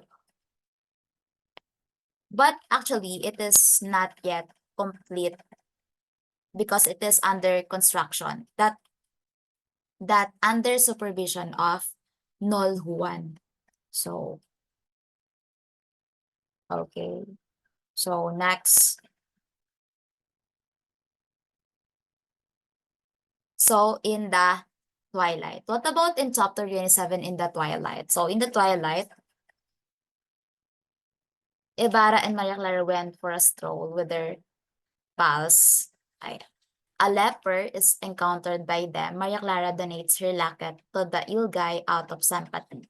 So here, since everyone was savoring the feast and enjoying the feast during that day, and Capitan Tiago intentionally served the largest dinner of everyone because of the honorable job that Crisostomo and Maria Clara Ibarra had done. Ibarra's name got on like wildfire and even received positive press in Manila's media.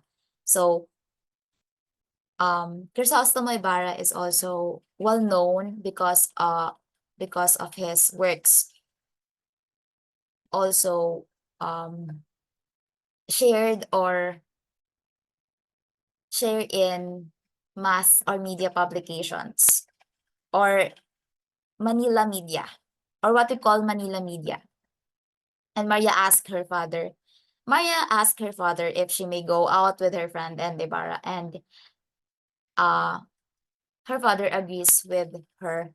He gave her permission but informed that Padre Damaso or Friar Damaso would be joining them. So Maria should return home before dinner. So Ibarra was also invited by Capitan Chagos, but he declined, explaining that they were expecting guests at their house. So during this, he also meet. So Crisostomo Ibarra also meet Crisostomo Ibarra also meet Capitan Sago. But actually, they have a good communication, but they refuse to stay long at the house of Capitan Tiago because for some reason for Crisostomo Ibarra. And I think the reason is Ibarra or Crisostomo Ibarra wants to stay long with Maria Clara. And speaking of Crisostomo Ibarra, also on that day, Crisostomo Ibarra and Maria Clara went for a stroll or the night walking or walking with their friends or squads. But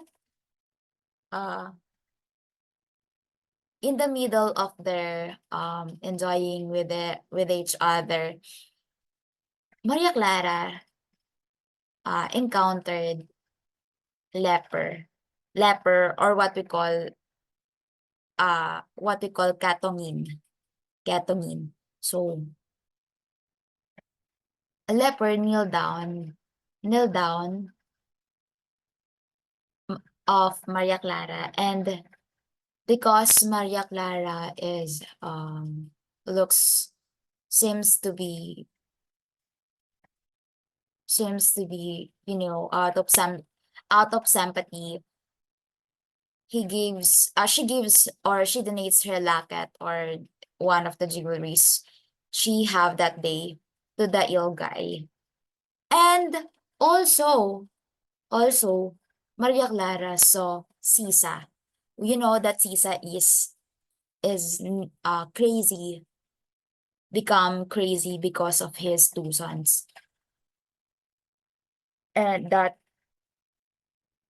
Maria Clara, since he saw Sisa, the mother of Crispin and Basilio, and also she saw also a leper guy or an ill guy, she realizes that that life is somehow unfair because people people experience unfortunate life, you know. So that's the realization of Maria Clara in reality. So how about in chapters 28, which is the letters. So the letters. The three letters between Ibarra and Maria Clara, Capitan Martin and Luis Chiquito, and a correspondent and his body are represented in this chapter. The writer gives his pal a detailed account of the fiesta and other events that have occurred in San Diego. Luis Chiquito is told by Capitan Martin about Capitan Tiago's good fortune in winning a card game. Maria Clara says that she thinks Ibarra could be you, so she asked Andeng to get her some tea. So in this, from the words, the letters. So in this chapter, Chrysostoma Ibarra. So since the three letters contains or between Ibarra and Maria Clara. So the feast in San Diego is described in Manila media as being so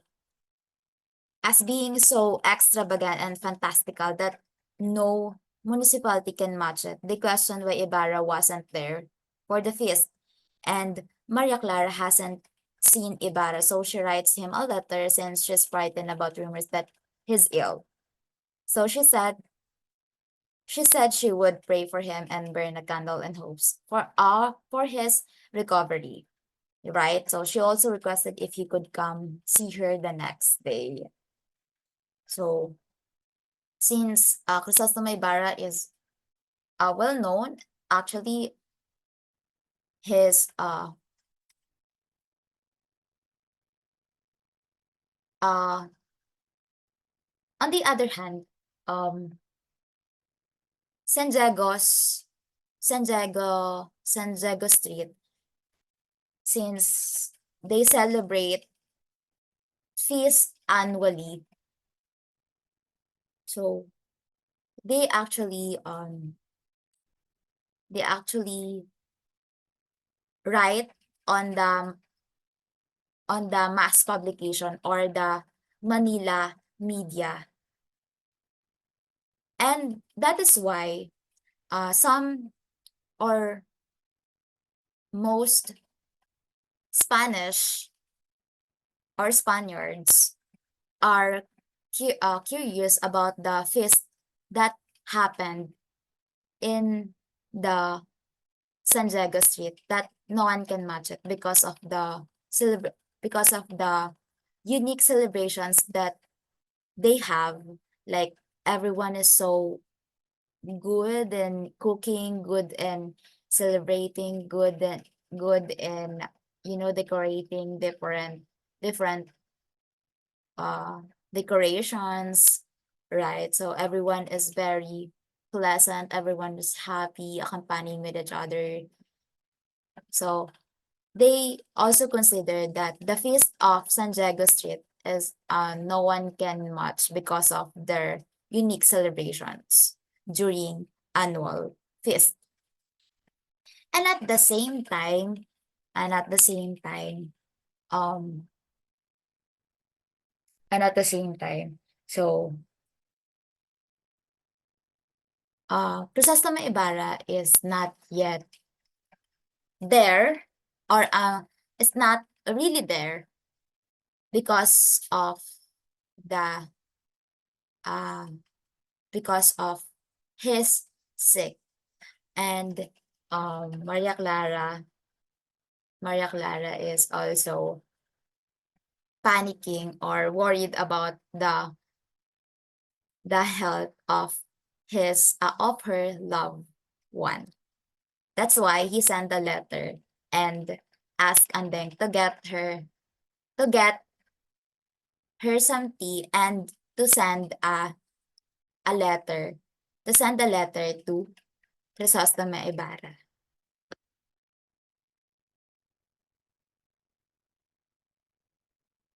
And in chapter 29, the morning. So what about the morning?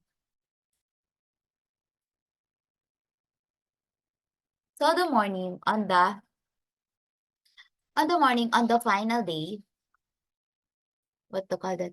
So on the final day of the fiesta, there is a procession in which the Virgin Saint Francis and San Diego de Alcala are paraded by the populace. The sounds of religious prayers, singing, and firecrackers welcome the participants in the march. So,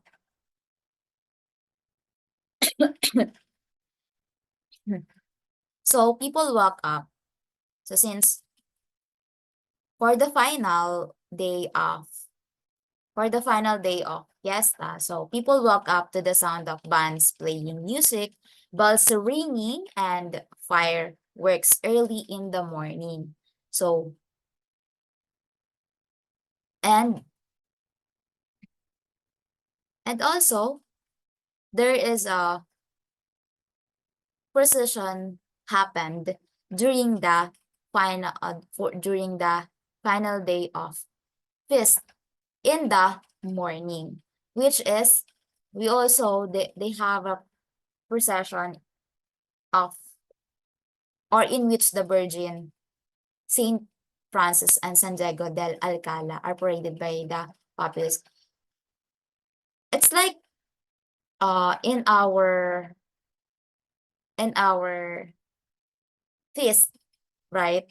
It's connected to our church, right? Like right after the fiesta, there is also procession connection with the church, and there is a procession. The uh, we also celebrate it in the church, and through like precision, having a precision in handling the different saints, like say like this Saint Francis, diba? So, and other saints that represents power or uh prayers, something like that. And also, of course, we can also hear the sound of religious prayers, singing, and firecrackers welcome the participants in the march. And in this uh in this chapter, it also showcase the appearance of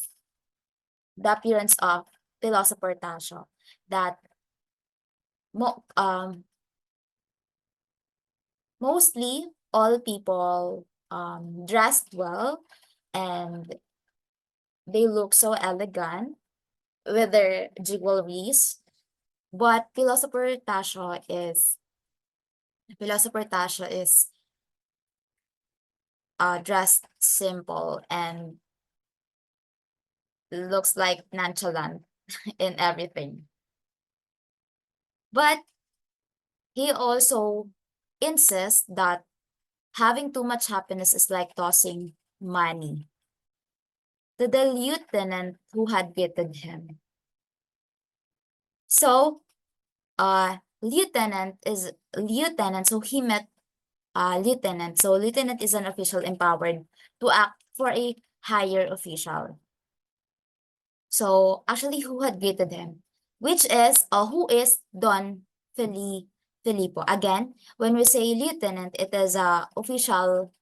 It's also an official empowered to act for a higher official. And who is Don Filippo? So Don Filippo agrees with what philosopher Tasho said, but he also replied that Filippo can't stop and have the power or have the right to stop the celebrations or the feast happen there, because he has a low position to, you know, to stop them and against with the remarks that happening on that day.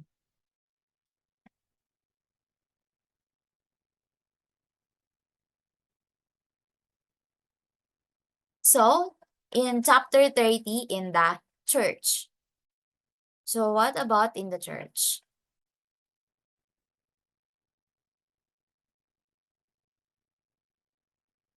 So in the church, the unruly and rowdy parishioners immerse their hands in the holy water and attempt to shove each other while they wait for Padre Damaso to deliver his sermon. So after the fiesta, or we since it is the final day of fiesta and it is the morning, so it is required to attend the mass, right? And inside the church, excuse me. So inside the church, so a lot of people like uh uncontrolled touch the holy water, and like licking their hands uncontrolled, and of course to show each other. So and also since the mass is not yet start because of Father Damaso is not there, it's not yet there. And also there are a ton of people in the church, and everyone is clamoring to touch the holy water, like what I've said in that they are unruly and rowdy parishioners. So when we say parishioners, so this is those people who attend the mass regularly. So those are people, right? And during that day, there is a presentation, and there's a mention there that the three-night comedy show is included in 250 pesos price of the sermon. Even though it's quite expensive, they feel comfortable paying, since the person who watches the comedy will go to hell and the person who listens to the sermon will go to heaven. Okay, so here, that's why a lot of people go to the church to listen than to go in a comedy show. So the mass does not begin until the alferez arrives, since he is running late. When Alferez arrived with his civil guard, some people mistook him for a comic because of his attire. What about the sermon? The sermon.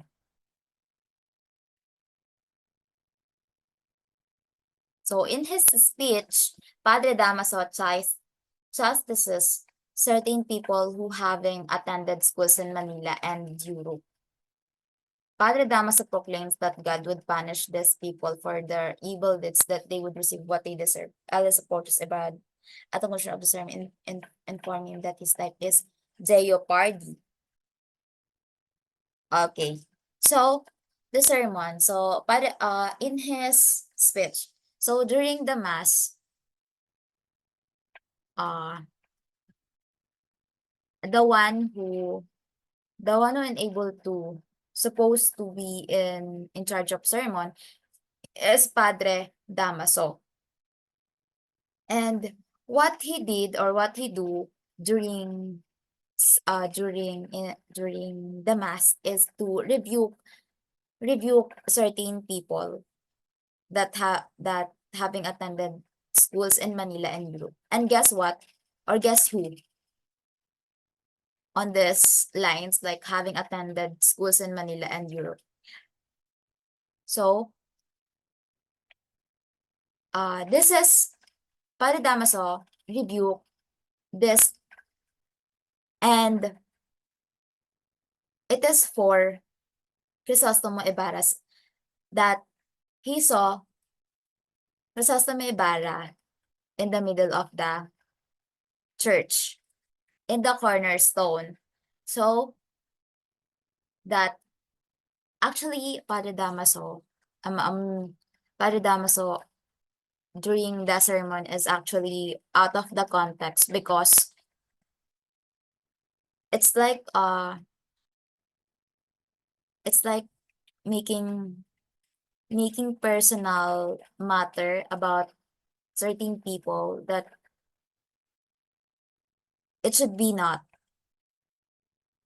But actually, Padre Damaso um also discuss and lecture about the, or preach about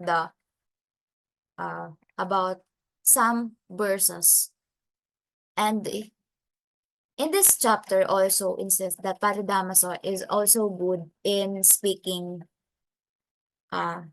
Castilla or Spanish and Tagalog,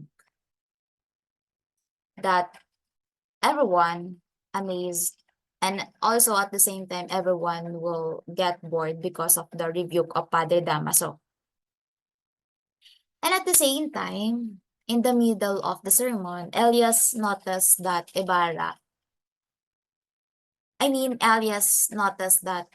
what Padre Damaso talks about is about the behavior of Crisostomo Ibarra, who is not really, but because they have holding grudges with each other. That's why Elias approaches Ibarra at the conclusion of the sermon to inform him that his life is jeopardy. Okay, like his life. When we say jeopardy, it is in danger. So because why Elias said that? Because Padre Damaso is catch the attention, catch the attention, because catch the attention of Crisostomo Ibarra, the appearance of Crisostomo Ibarra. And Padre Damaso is really mighty in government, right? Because he's a friar, right? Dominican. That's why Crisostomo Ibarra is in danger. So what about the host? So next, to place the building's cornerstone, entitled the host. So to place the building's cornerstone, Ibarra, the alcalde, and other people visit the location of planned school. Alferez, the accurate, and the alcalde all hurl mortar upon the stone. Ibarra's time comes, and the derrick gives way, unexpectedly letting go of the bulky stone block. Thankfully, Ibarra unharmed, the machine's operator, and the whitishman is only the victim. In this chapter 22, the host. So it's almost complete the school building. That's why Ibarra invited alcalde and other people to visit the location of the planned school. Not yet complete, but it's already occupied. So we have alferez. So it's also in our rank officials, and the curate, and or what we call cura, and the alcalde or alcalde mayor upon the stone or the planned school that occupied by the or property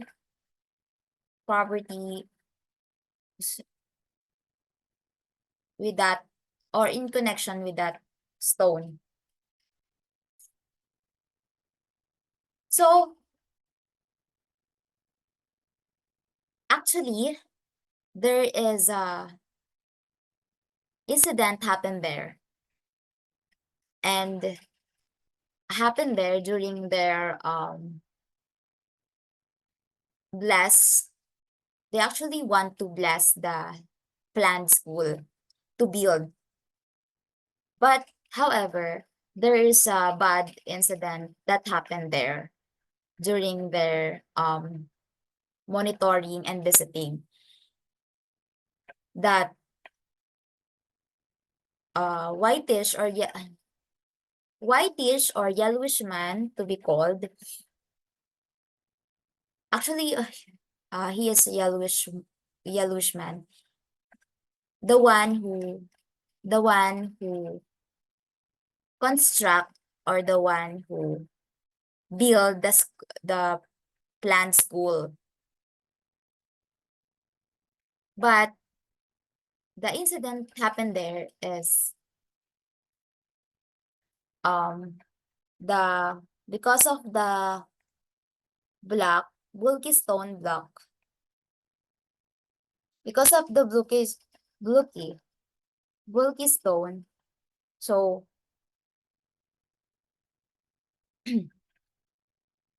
because of the bulky stone block, who may have injured him accidentally, but it was accidentally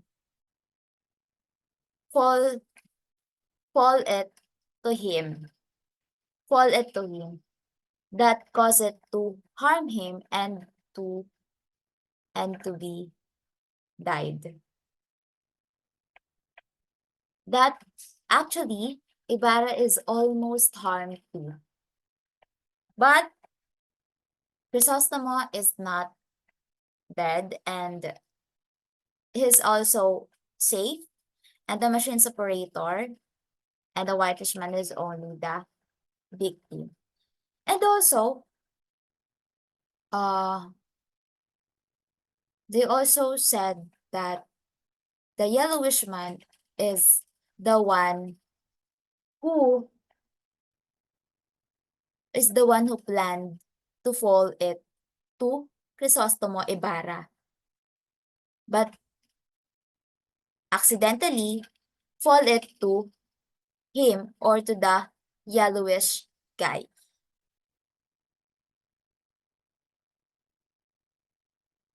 Chapter 33, Free Thinker. So let's discuss it. How about Free Thinker? So when Elias pays Ibarra a visit at his home, he tells him that there are many people who are trying to harm him, as evidenced by the Derrick incident. Many would want Ibarra killed because of his ideas and education. According to Elias claims that since Ibarra prevented him from being murdered by the crocodile, he is merely making payments on his debt. So yes, so Elias, you'll know from the previous chapters, Elias is the one who drive the boat, right? During their picnic with the friends of together with the friends of Maria Clara and Ibarra.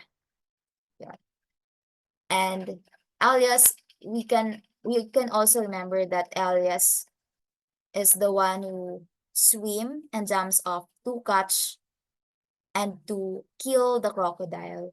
But at the same time, since he almost failed, but Crisostom Ibarra saved Elias. That's why he is now alive. And to pay him back, the strategy of Elias to pay Crisostomo Ibarra in good return, of course, is to tell the secrets, or to notice Crisostomo Ibarra about what happened in everything. Like for example, in incident. So Elias noticed that there are many people trying to harm him, and will do some some bad deeds or can do anything to bring him down or to harm him. And one of one of it is Derek incident that happened in previous chapter, which is chapter 32, right? That uh actually it was planned to to be done that Chrysostom Ibarra should be in the case of yellowish man.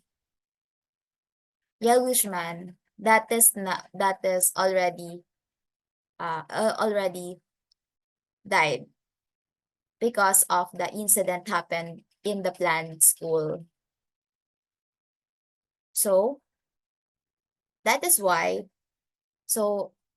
Elias served as a teller about what happened, or teller of the secrets about and everything in their town in connection with Crisostomo Ibarra, because Crisostomo Ibarra saves his life to crocodile. How about the lanchon? So as you can see, lanchon or the launch. So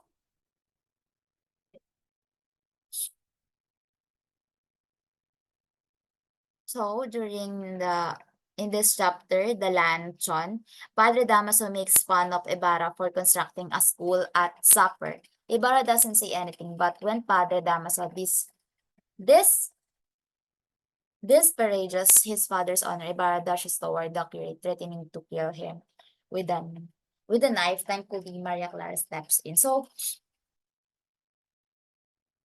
it was happened there that in the middle of the afternoon, or during their lunch, in the middle of their lunch, since they face each other while eating in the long table, so Padre Damaso encountered Chrysostom Ibarra, and they make fun of Ibarra for constructing a school at San Diegos Street. So, but Ibarra actually ignores it and doesn't say anything. But Padre Damaso is really good in teasing someone or insulting someone, especially it sounds insulting, the father of Ibarra. So Ibarra is really emotional when it comes to father's death or the incident of his father. That's why Padre Dam Crisostomo Ibarra wants to kill Padre Damaso right after what he said, right after the insult that Ibarra heard from Padre Damaso. Actually, it's out of control by Crisostomo Ibarra, but it's for him it's too much. That's why he want to kill him with a knife. But thankful that it's not happened, because Maria Clara stops Crisostomo Ibarra to kill a Padre Damaso, because we'll know that is very prohibited and it's very bad. Especially Padre Damaso is a friar or a friar priest and has connection with Spanish government.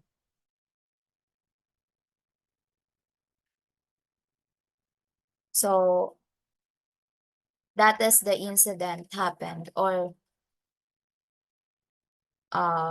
highlights of this chapter between the uh, Padre Damaso and Crisostomo Ibarra. How about that comment? So in this chapter, so the event, you know, the event happened in chapter 34, which is Padre Damaso and Ibarra. That Ibarra almost killed Padre Damaso with a knife, and he wants to do it out of the control of Ibarra, is discussed in the town, or it is quick spread out in the town,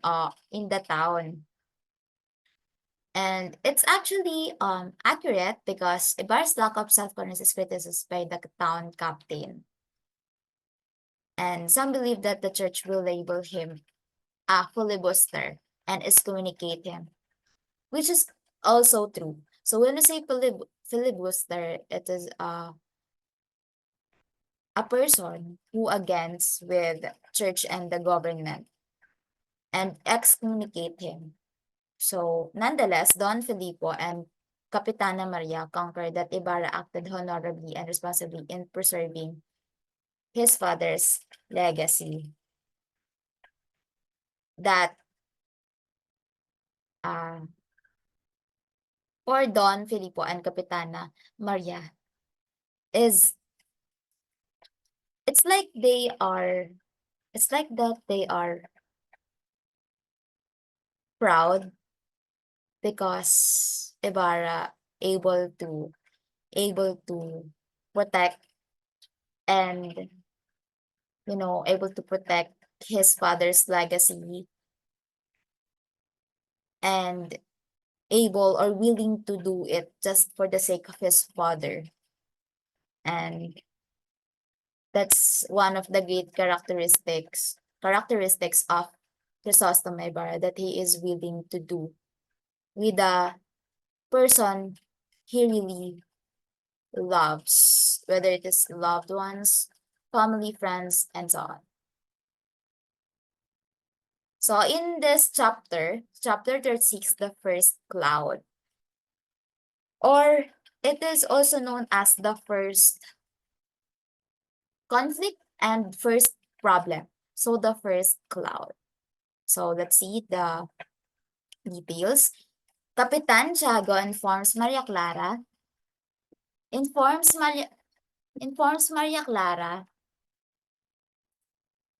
Isabel upon his arrival from the covenants that he has decided. Paul, okay. Capitan Tiago informs Maria Clara and Tia Isabel upon his arrival from the government. Oh, I'm sorry. Upon his arrival from the convent, that he has decided to call off his daughter's engagement to Ibarra. Maria Clara needs to get past Ibarra, says Capitan Tiago, because she's going to wed a Padre Damaso relative. Here, Capitan Tiago informs Maria Clara, and Maria Clara informs Maria Clara to stop and to pull off the engagement to Ibarra, because Crisostomo Ibarra considered as communicate and filibuster due to the event, or due to the event happened between Padre Damaso or Prior Damaso and Crisostomo Ibarra, that Crisostomo Ibarra almost killed Padre Damaso with a knife. But it is not actually happened because of Maria Clara.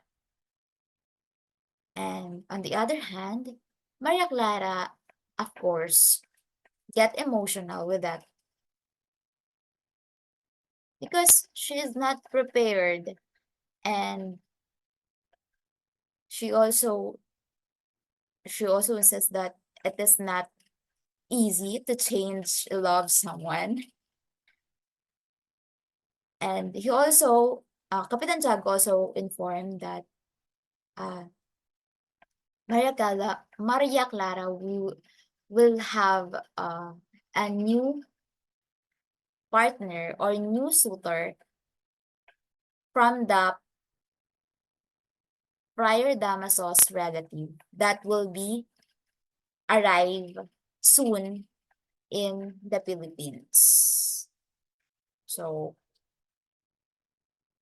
this is the first sign between Maria Clara and Ibarra to call off their engagement. Let's see if it will be continued to Maria Clara will really pull off Chrysostom Ibarra. So chapter 37, His Excellency. So His Excellency. The Governor General converses with Ibarra about the dinner incident. He assures Ibarra that he will be protected by the government from the evil intentions of the friars and religious corporations. The Governor General promises that he would talk to the Archbishop regarding Ibarra's excommunication while advising Capitan Tiago not to break his daughter's engagement to Ibarra.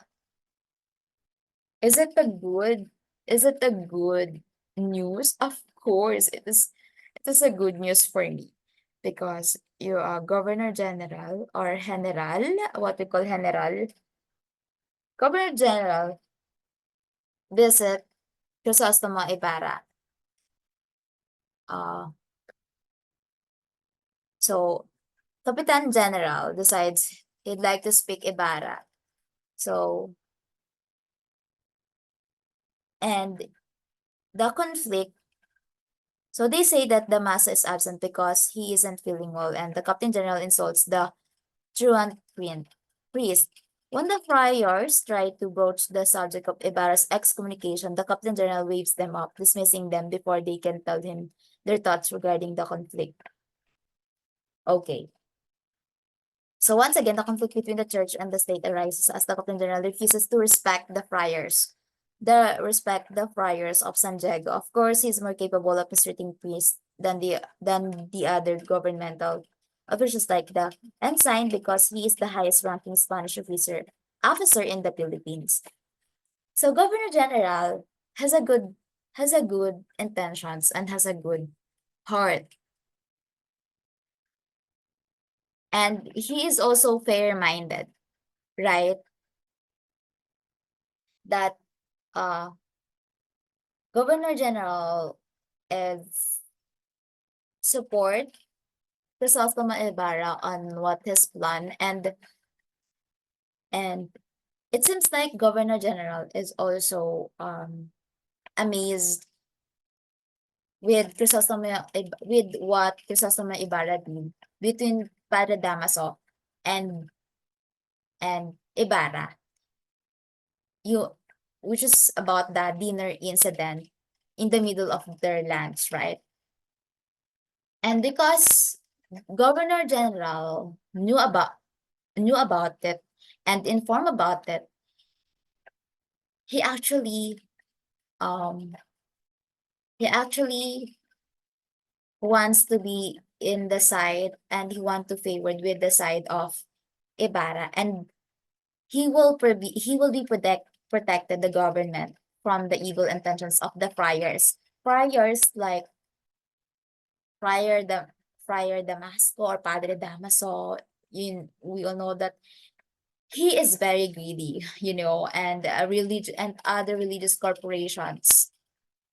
Of course, in connections with that church again, the Governor General promises that he would talk to our church regarding the excommunication.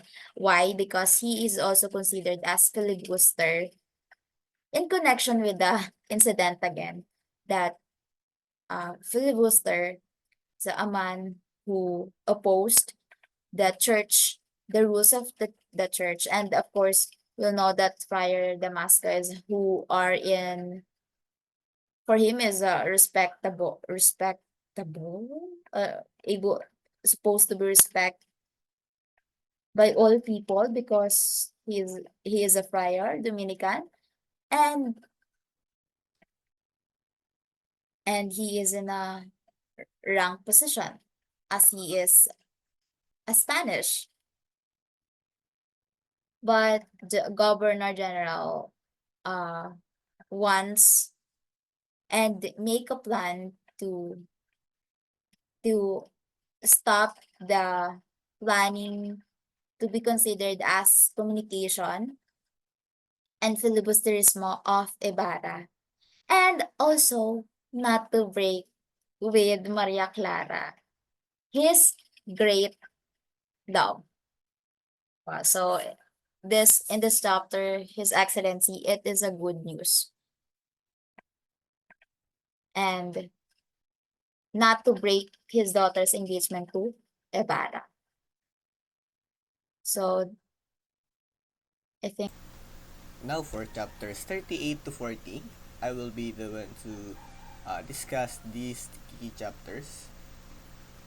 For the chapter 38, entitled The Procession, let's first discuss what a procession means. So it is a Catholic ritual on where it is typically uh, being conducted to pray for certain events. For example, when you are asking for a rain or a great harvest, etc. So in Rizal's time, it is common for barangays to conduct these kinds of ritual on the streets because it is mainly dominated by the Catholic, uh, the Christianity, I mean.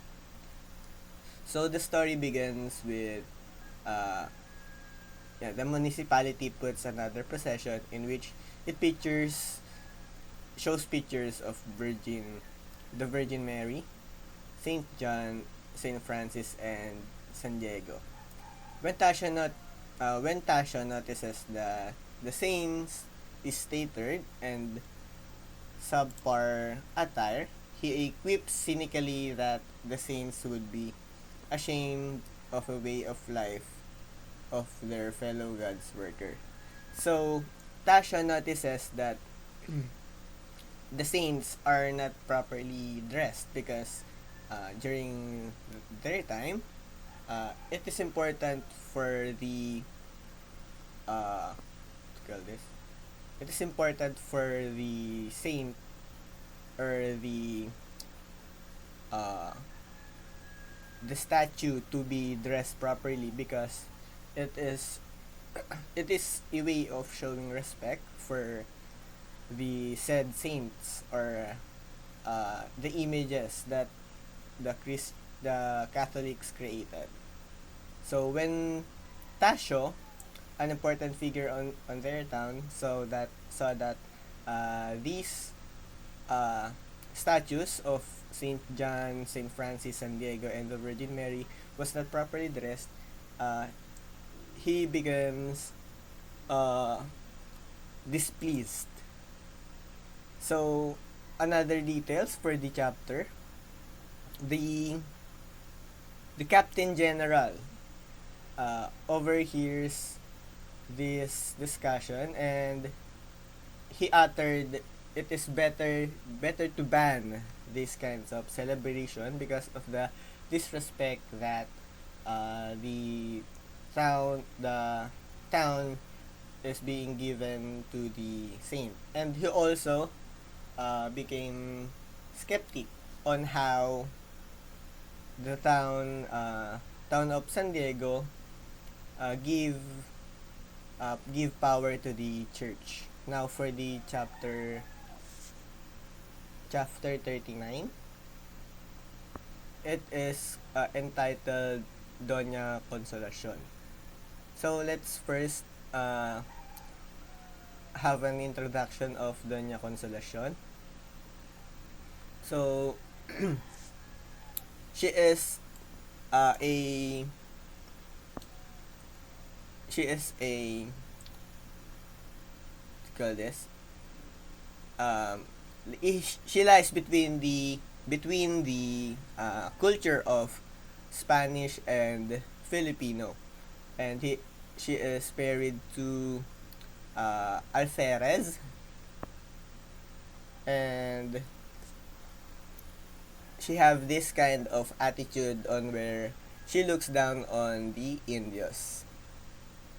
So now let's read chapter 39. Sisa is called to sing by the Alferez wife, Doña Consolacion, but when she won't dance, she gets whipped. When the Alferez shows in, he pauses the whipping and orders his servant to dress and feed the insane women. The insane woman being mentioned here is Sisa, who will be attended to by a physician that Ibarra has hired. So on chapter 39, it highlights the character of Doña Consolacion on how she mistreated Sisa and looks down on other Filipino or other Indios. So another thing in the chapter 39,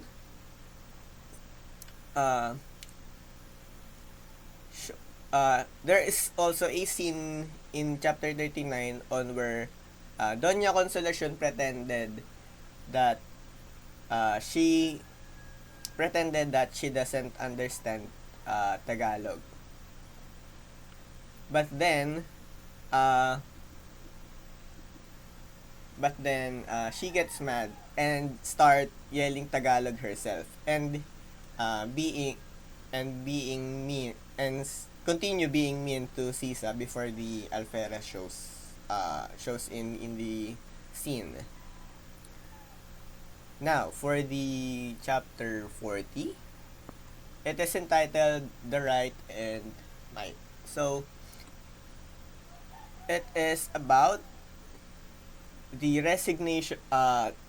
It first started on the resignation of Tasio. Don Filippo attempted to decline. Don Filippo declined the resignation of Tasio, said by the mayor, ordered by the mayor. So Father Salvi also is present in the chapter 40 on where she stops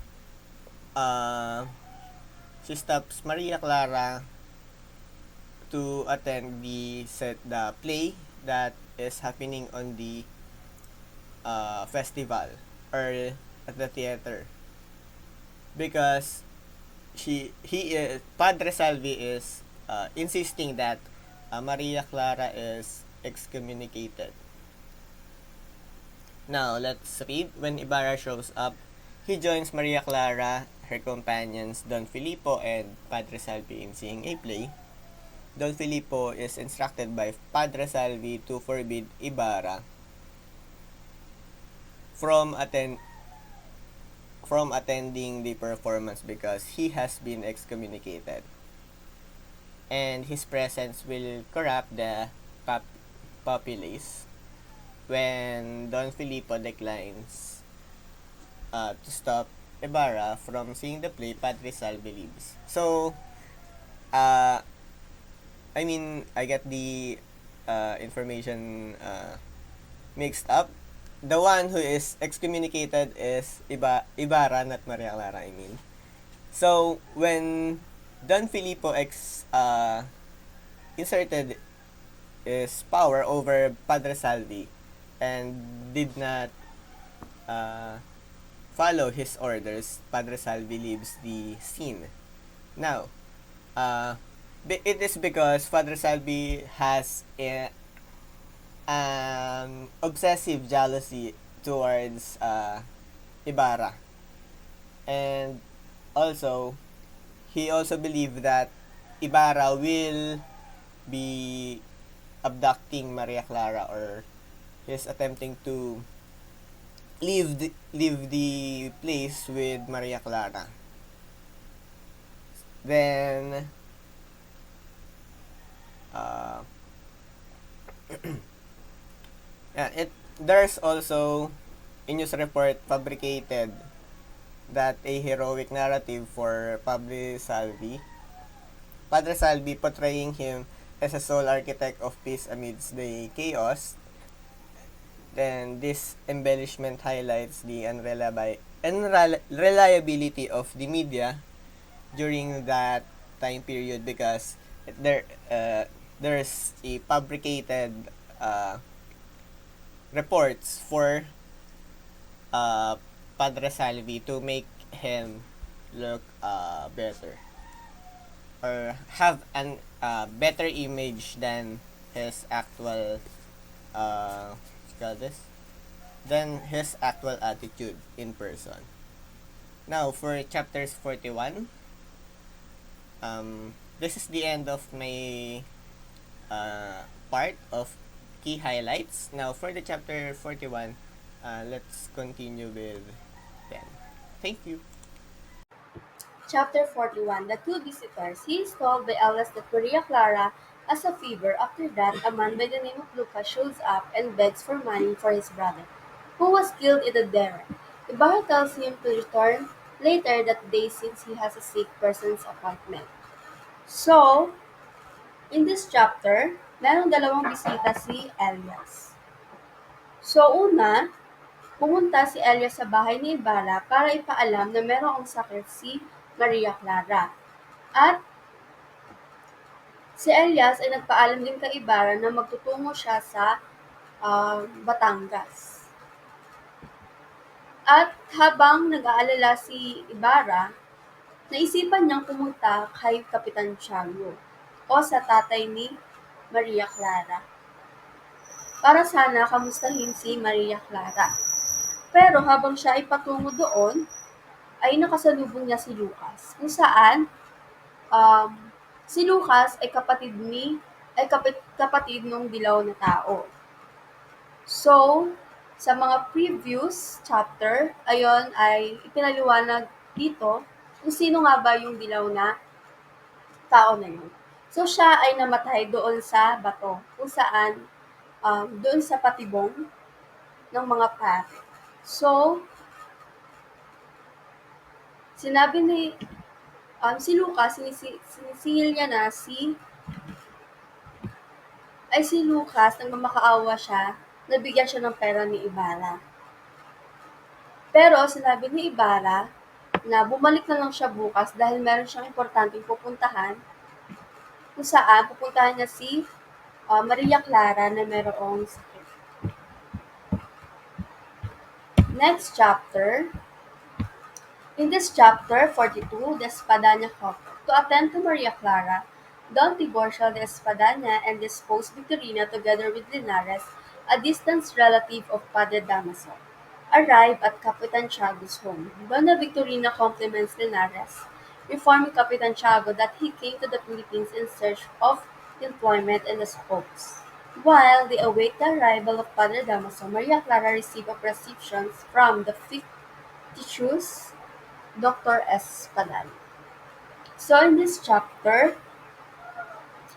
habang iniisip ni Kapitan Tiago kung ano nga ba ang magpapagaling kay Maria Clara, merong dumating na dalawang mag-asawa sa tapat ng kanilang bahay.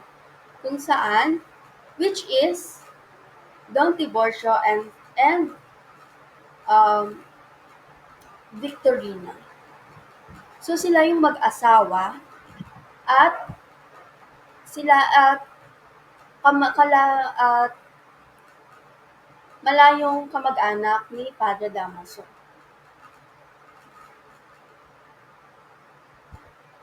So si Donna Victorina compliments Linares na ini-inform na si Kapitan Tiago na kaya sila pumunta dito para maghanap ng trabaho ang kanyang asawa. dahil ang kanyang asawa ay isang Espanyol. So si Donna Victorina, isa siyang 45, if I'm not mistaken. She is 45 years old. So, sinasabi ng iba siya ay 32. Dahil nung bata pa siya, isa siyang maganda. Kaya, si Donna Victorina, ginamit niya yung kanyang ganda para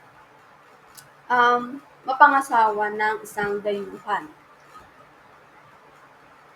So, si Don Tiborcio, isa siyang peking doktor.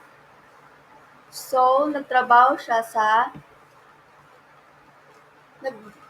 nagtrabaho siya dahil inuutos yon ng kapwa niya Espanyol. So, nagtrabaho siya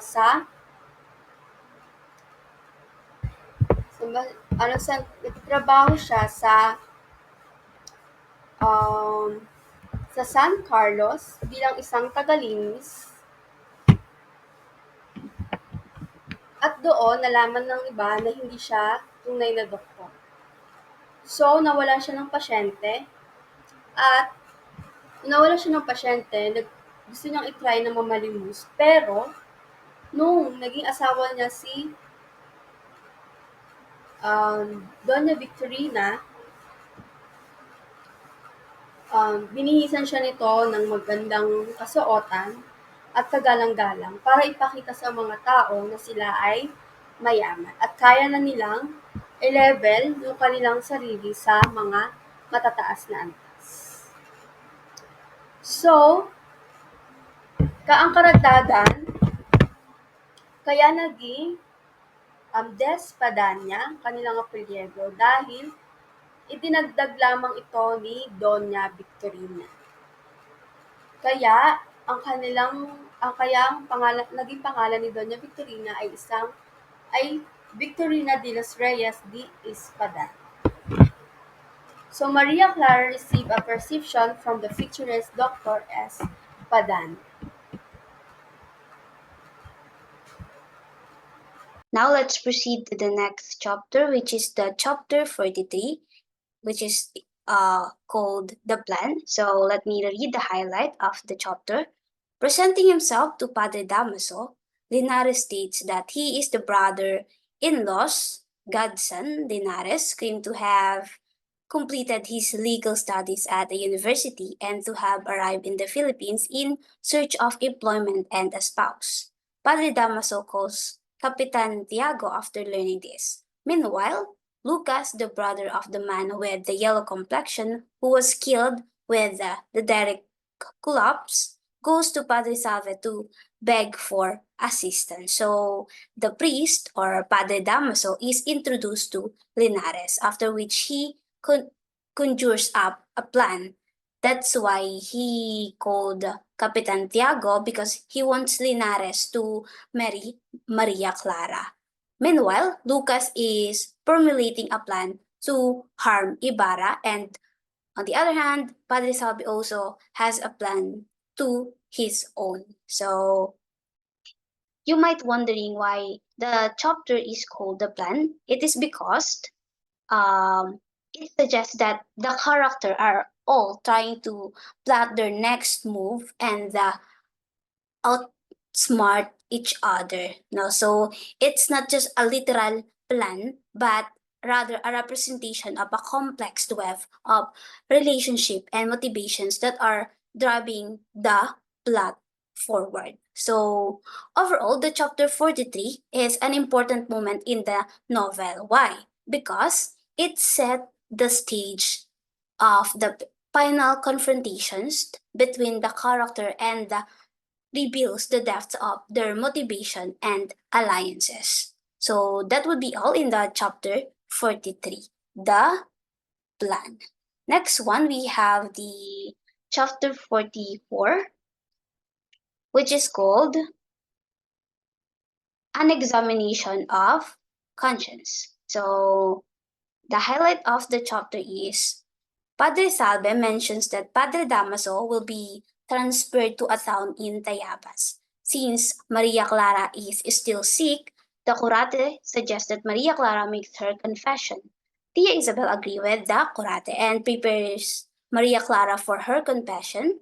After hearing Maria Clara's confession, Padre Salve exits the room looking gloomy with his forehead covered with perspiration. So Padre Salve is alone with Maria Clara for confession during that time, and afterwards, Maria Clara starts to feel better.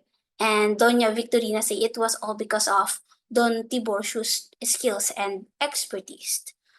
And the prior, which is Padre Salve, on the other hand, say that it was all because of her confession. When Padre Salve leaves, no, when he lives in the room where Maria Clara confessed, he is pale and covered with sweat, no? So the confession of Maria Clara is indeed a significant moment in the novel where Maria Clara examines her own conscience and reflect on her action and feelings. So she reflects on her past decisions, her relationship with others, and her own desire and aspiration. Hence, it makes a turning point in Maria Clara's character and development, no? Maria Clara's character development. She begins to break free from societal expectation that have uh,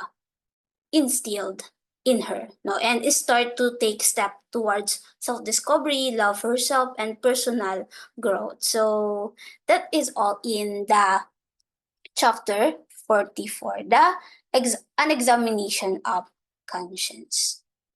All right, so now let's proceed to the next chapter.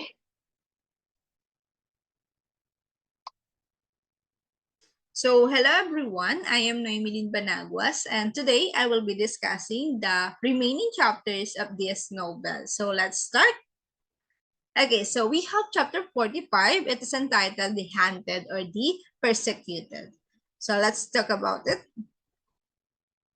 So, can someone please read first?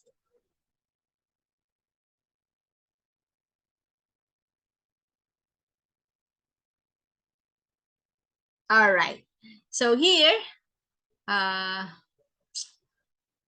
of us are familiar with Captain Pablo. So he is a leader of a group of rebels fighting against the abuses and corruptions of the friars and Spaniards. So he is known for his bravery and determination to fight for the rights of the poor and oppressed in society. So in this chapter, it says that Elias goes to Tanawan to uh, to converse with Captain Pablo. So finally, Elias succeeded in locating Captain Pablo. So Elias told him that he had spent how many days po kaya? So he had spent 15 days looking for him from mountain to mountain. So back then, if you remembered, Captain Pablo was the one who took care of Elias out of pity when he saw wandering around. Now it seems that their situation changed. Before, Captain Pablo was then a rich man who belonged in a family of fame and fortunate. But when his daughter got raped by the priors, his family fight back. But look what happened. They just been arrested and suffered. And that is the system before. Uh, Elias asked Captain Pablo to stop committing violent act against the government, since they can get the help of Ibarra in obtaining justice and implementing some reforms for the country. Okay po? So, also, Elias looking for him because he has a significant influence on the revolutionaries and has the ability to organize actions against the deceitful and abusive priors and of course the government officials. So it is part of their plan to combat the corruption and oppression of the priors. And the Spaniards. So, of course, and to achieve justice and change in society. Okay po. So, do you understand the chapter 45? Okay, so I hope so. Next, let's proceed to chapter 46. So, it is entitled The Cockpit.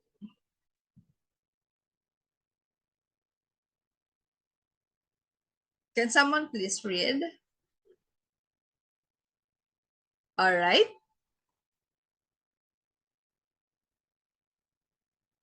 Okay, the cockpit. So everyone is in the cockpit. Let's mention Bruno and Tarsilo. So are you familiar with them? So of course. So Tarsilo and Bruno are brothers, and they are part of the audience. They are from the poor and oppressed in society. So Bruno is a farmer who became a victim of abuse and corruption by the friars and Spaniards.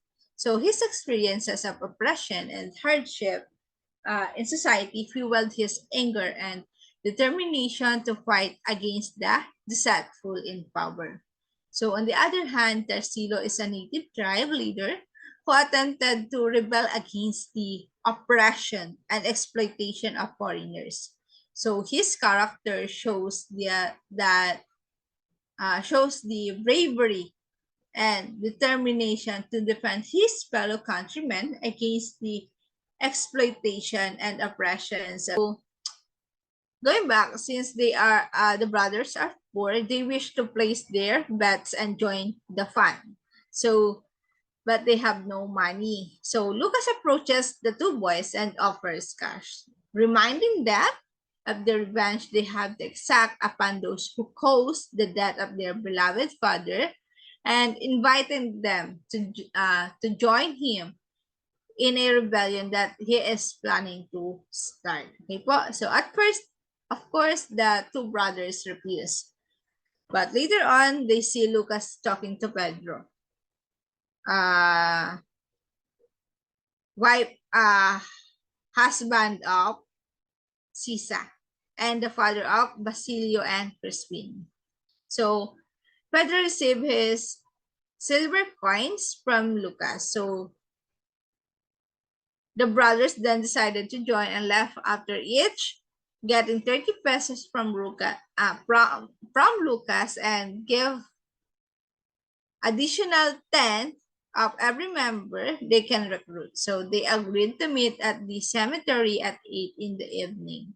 So, and last, of course, Lucas told them that Ibarra is the mastermind. Okay po? So that is the chapter 46. Next, we have chapter 47, the two senyoras. So are you familiar with the two senyoras? Okay, so I hope so. Okay, the two senyoras, can someone please read?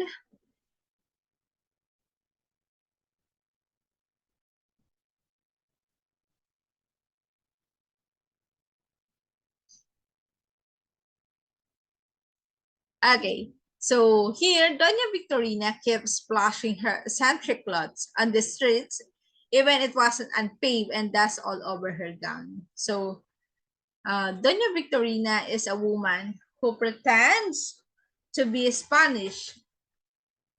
So during this walk, they cross paths with the Espadañas, so near the house of the Alferez. So Doña Consolacion ridiculous her and her crippled husband. So Doña Consolacion is the wife of Alferez, known for her oppressive and abusive nature. So she demonstrates the power and cruelty towards those around her. So going back, the tension between the two senyoras, which are the Doña Consolacion and Doña Espadañas. Okay po? I mean, Doña Consolacion Espadañas, and of course, Doña Victorina. Okay po? So the tension between Doña Victorina and Doña Consolacion escalate as they exchange insults and nearly come to blows. So the heated confrontation is on brink of turning physical when the alferez, the military captain, and Padre Salvi intervene. So preventing a physical altercation. In a bid to defend her honor and assert her status, Doña Victorina implores Linares to challenge the Alferez to a duel. Okay po?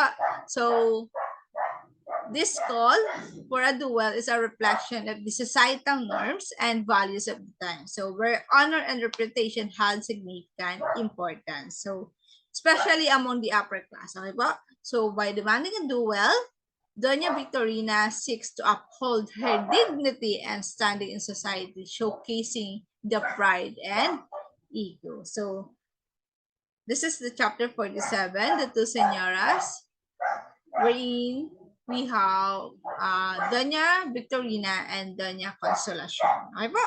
Next, let's proceed to chapter 48, the Enigma. So, the Enigma. So, Enigma, it is, when we say enigma, it is the mysterious person. Okay po? So, let's talk about it. Okay, chapter 48, the enigma. Can someone please read?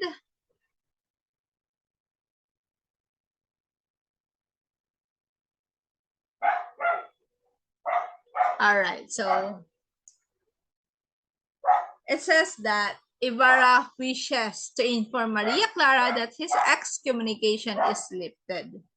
But upon arriving at her house, he sees Maria Clara with Linares. Okay, so here, back then, Ibarra was accused of being a filibustero and was excommunicated due to allegations of involvement in the destructive and revolutionary activities. So, these accusations led to his excommunication. So, a severe punishment imposed by the church to cut off an individual from the sacraments and the Christian community. Then the Archbishop pardons to Ibarra and removes the penalty of excommunication. So that's why he wishes to inform Maria Clara that his excommunication is lifted. But he sees Maria Clara with Linares and felt jealous. So I think the enigma here is Ibarra. Okay po? So he proceeded to visit his schoolhouse, so which is still under construction, and not one updates him on the recent progress of the building. So Ibarra spots Elias helping out in the construction and requests to see the full list of workers.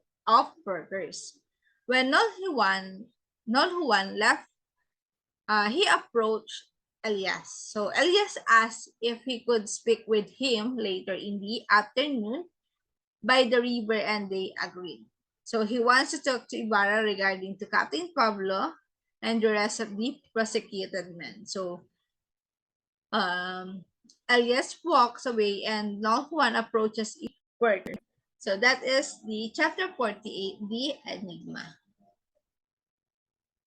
Okay, next we have chapter 49, the voice of the hunted. Okay, can someone, oh my god, sorry. Okay, can someone please read?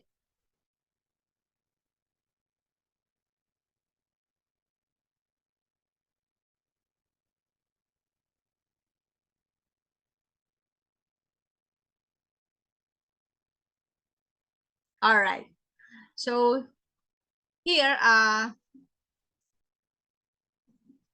the voice of the hunted, Cristostomo Ibarra goes to the riverside where he had agreed, right, to meet with Elias. So Elias tells him of the purpose of the meeting to address the concern and needs of those who are hunted and persecuted. So they demand respect for human rights, a little more tranquility in the lives of the locals, and diminish power of the priors and the civil guards or the Guardia Civil. Okay po? So he asked Ibarra to find a way to diminish the power of the priors and the civil guards, but Ibarra refuses and says that the priors and the civil guards are necessary evil. Here in this chapter, it highlights the importance of giving voice to those who are persecuted, so oppressed and marginalized, highlighting their resilience and courage in the face of adversity. So it served as a call to action to address social injustice, uphold human rights, and advocate for the empowerment and liberation of those who are hunted by oppressive forces. Okay po? So that is the chapter 49, The Voice of the Hunted.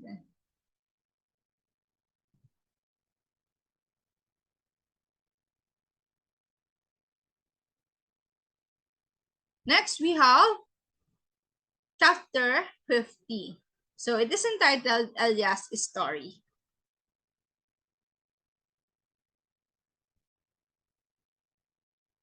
So can someone please read?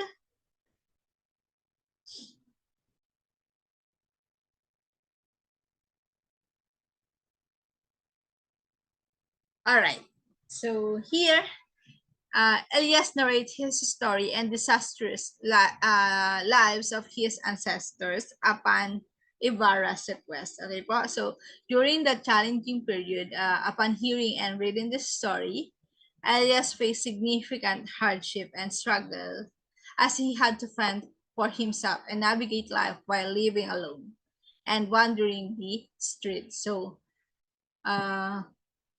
the details of Elias' experiences during this time likely include encounters with adversity, or survival, challenges, and the resilience. He demonstrated in overcoming obstacles to survive in difficult circumstances. So Elias' ability to persevere and adapt to his circumstances showcases his strength and resilience in the face of adversity. So, yeah. So that is the story of Elias. From back then, he experienced a lot of challenges, but at the end, uh,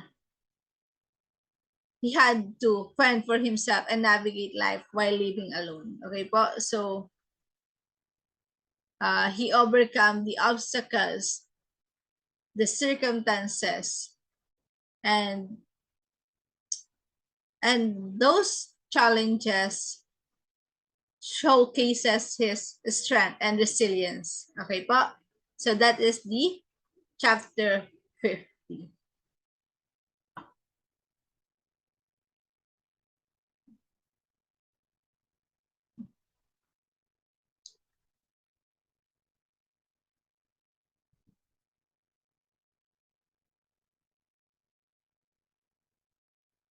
Okay, so we have here chapter 50.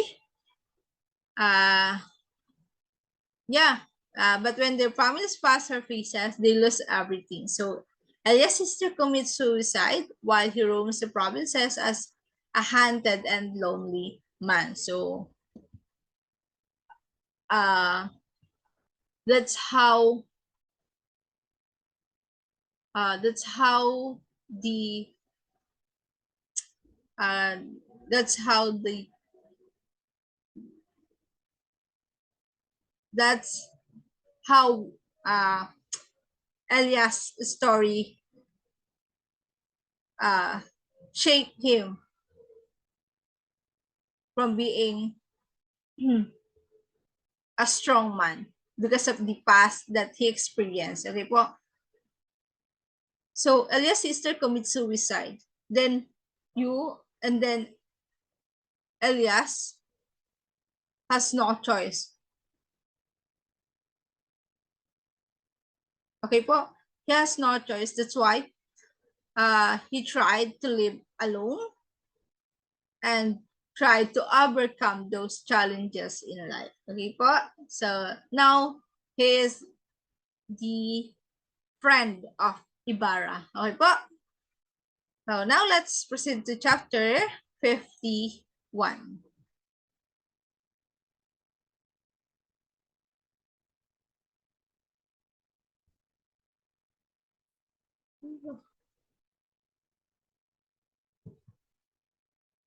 Okay, so chapter 51 entitled Exchanges. So can someone please read?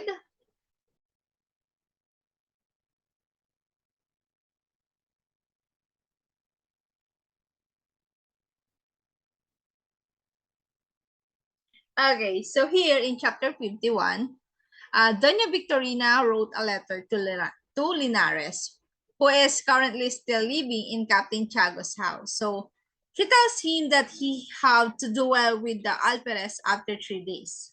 So if this plan does not push, she says she will tell Captain Chago of his lies and pretenses. So here, uh,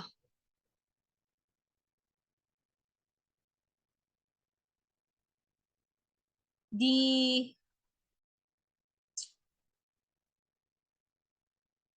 letter that Doña Victorina wrote is about strategic communication into pressuring Linares to follow through with the duel to prevent the revelation of his deceitful actions and manipulation. So Ibarra arrives and secretly asks Sina to find a way for him to talk with Maria Clara privately. So he asks Sinang if Maria Clara is angry at him. So Friar Salvi tells Linares, Maria Clara, and Captain Tiago that Ibarra's excommunication has been lifted. And the last obstacle is for Ibarra to apologize to Friar Damaso. Okay po. So I hope you understand the chapter 51 exchanges. Okay po. Next.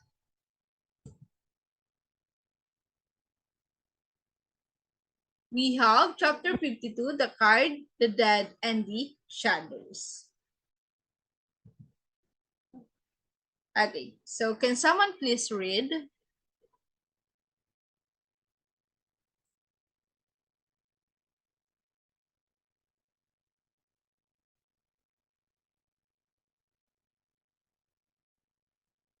All right, so the road, in this chapter, the road to the cemetery is narrow. So the moon is hiding behind the dark clouds, and it was cold since it's near December. It's near in December.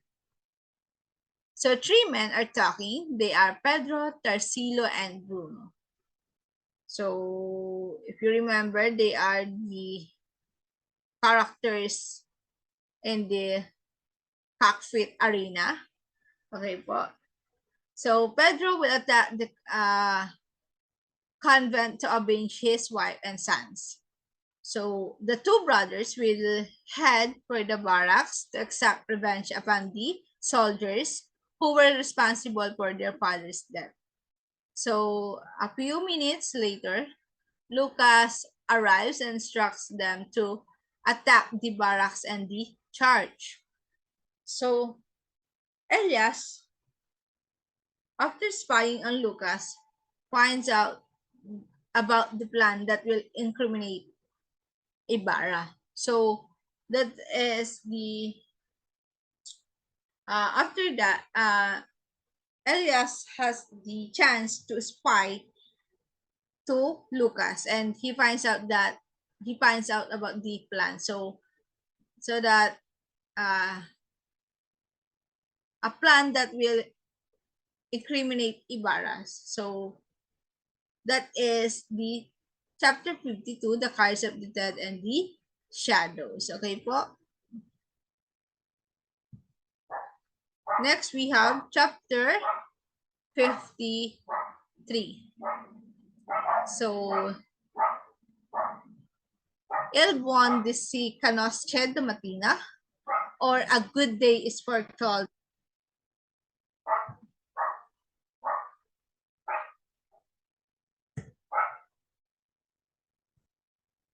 Can someone please read?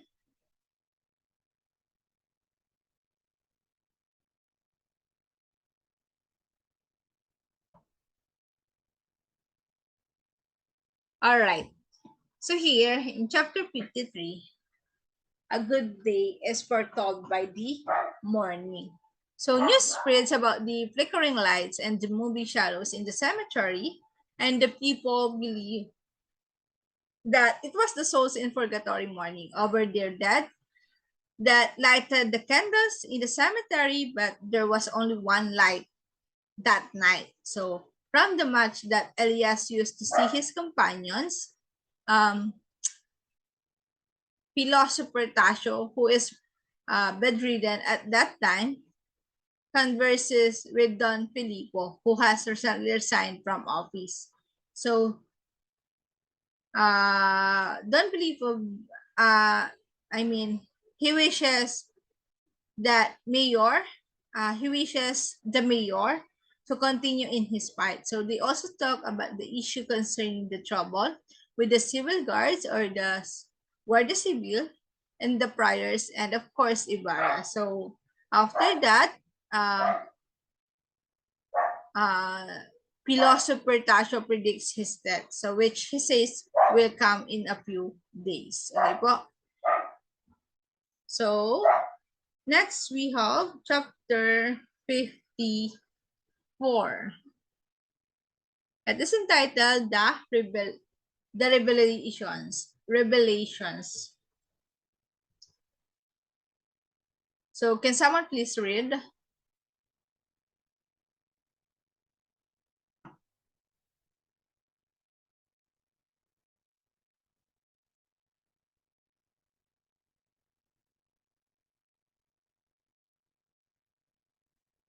All right. So in this chapter, the Angelus place and people pose to pray, but Friar Salvi continued to walk toward the house of the Alferez. Sorry. So they talk about that he heard about the plan for the rebellion and that Alferez should prepare his men and request from him soldiers to guard the church. So meanwhile, Elias rushes to Ibarra's house and explains that the plot had already been discovered and Ibarra was accused of leading the rebellion since Lucas told to the to Pedro, Tarsilo, and Bruno that Ibarra is the mastermind. So in this chapter, Ibarra was accused of leading the rebellion. So Elias immediately tells him to run and escape, but not before burning all the documents, letters, and any evidence that would implicate him. So in one of these letters, Elias discovered that it was Ibarra's great grandfather who had accused his great grandfather of arson. So Elias lives for only one purpose. So despite of the challenges, despite of the difficult circumstances, he has one purpose, only one purpose, to find and exact vengeance on the descendants of that cruel Spaniard who accused his great grandfather of a crime without any proof, which had then been the cause of his family's disgrace. So now he discovers that the man he was searching for was just Crisostomo Ibarra. And that is the revelations. Okay po? So I hope you understand the chapter 54. Next, we have chapter 55. The catastrophe. Okay, so can someone please read? Okay, the catastrophe.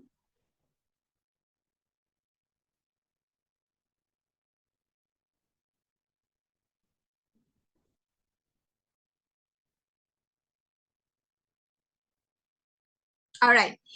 So here in Captain Tiago's house, they are talking their dinner, including Friar Salvi and Linares. So Sinang approached Maria Clara, who is seated by the piano and had refused to eat, and whispered something.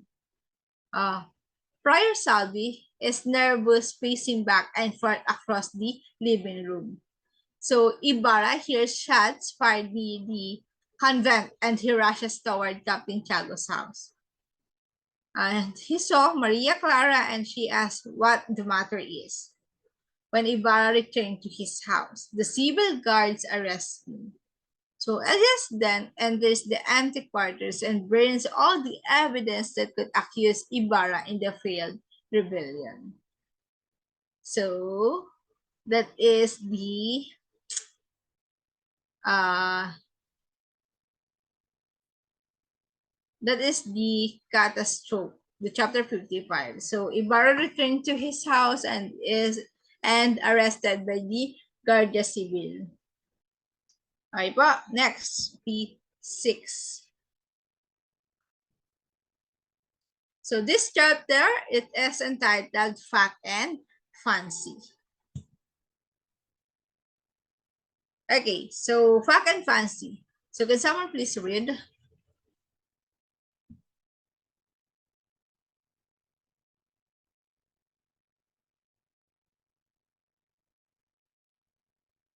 All right, so here in this chapter, the rebellion failed and they were finding the suspect responsible for it. So this suspect that the rebellion was headed by Captain Pablo. So rumor has it that rumor has it that Don Filippo was arrested. Some say that the civil guards had revolted in the barracks and that Friar Salvi had attacked the Alvarez. So that is the rumors and fancy. The word spreads that Ibarra had burned his enter house down and was plotting to kill Friar Salvi. So Lucas died from the rebellion, was believed to be suicide, but was killed by the head sacristan. So there's a lot of rumors. Okay po. Okay, next we have chapter 57. It is entitled Vae Victis. Vae Victis, and the Latin word is woe to the vanquish or woe to the conquered. So can someone please read?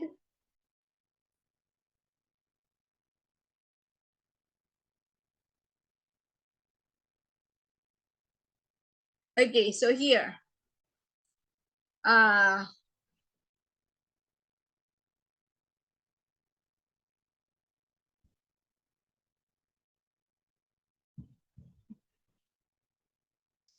Tercilo and Andong are the only two survivors caught from the rebellion. So Friar Salvi forced him to admit that Ibarra was the one behind the rebellion, but he said nothing. But the reason why he joined was because he and his brother wants to avenge their father's death from the hands of the soldiers. So they let him suffer, hoping that he will talk, but they didn't get anything from him. So he was weak and later on died.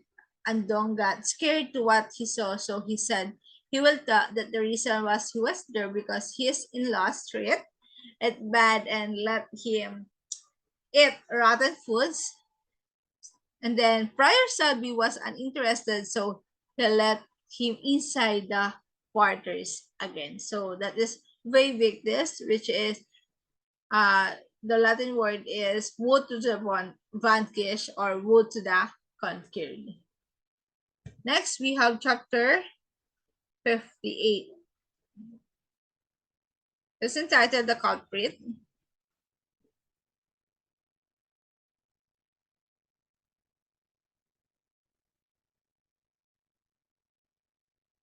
Okay, can someone please read? Oh, sorry.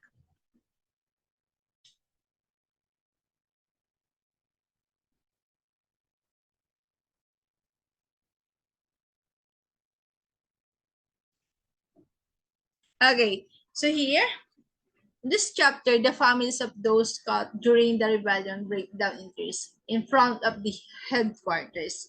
So the ladies even tried to talk with the alferez, but didn't work. So they were all devastated. So when the 20 prisoners are taken outside at 2 in the afternoon, all of them are tied up except for Ibarra. From the crowd, a lady shouted that why Ibarra not tied? Not tied. Well, in fact, he's the mastermind, and they blame him for the dark fate of their for their loved ones imprisoned. Ibarra was looking for a friend, but not even Juan, the school teacher, or Captain Basilio is in sight. From a hilltop, philosopher Tasio watches the prisoners sleep, so he could not go to them because of his ill health. So the next day, uh, philosopher Tasio is found dead. So that is the culprit. Next, we have chapter 59, the patriotism and self-interest.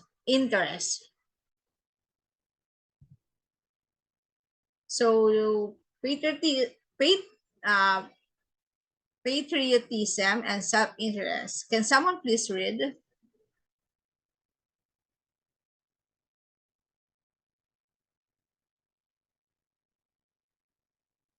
All right. So, the news about the rebellion was all over the town and Manila.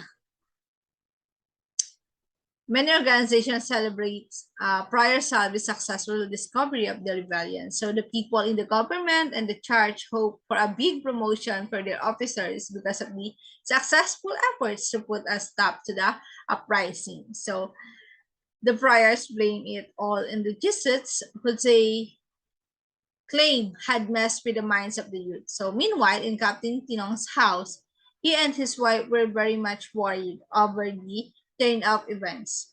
So the two then kept on debating and arguing about whose fault is it in befriending Captain Tiago and even talking to Ibarra. So Don Primitivo came and advised them to give the Captain General a Christmas present and to burn all the documents that can use against him. So even the most innocent letter was not spared from being destroyed. So yeah, that is uh that is the chapter 59, patriotism and self-interest. Okay po.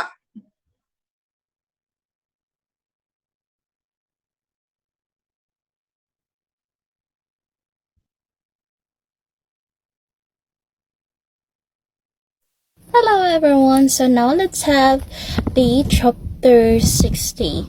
So, chapter 60 of Noli Tangere, Maria Clara's wedding plans unfolds against the backdrop of society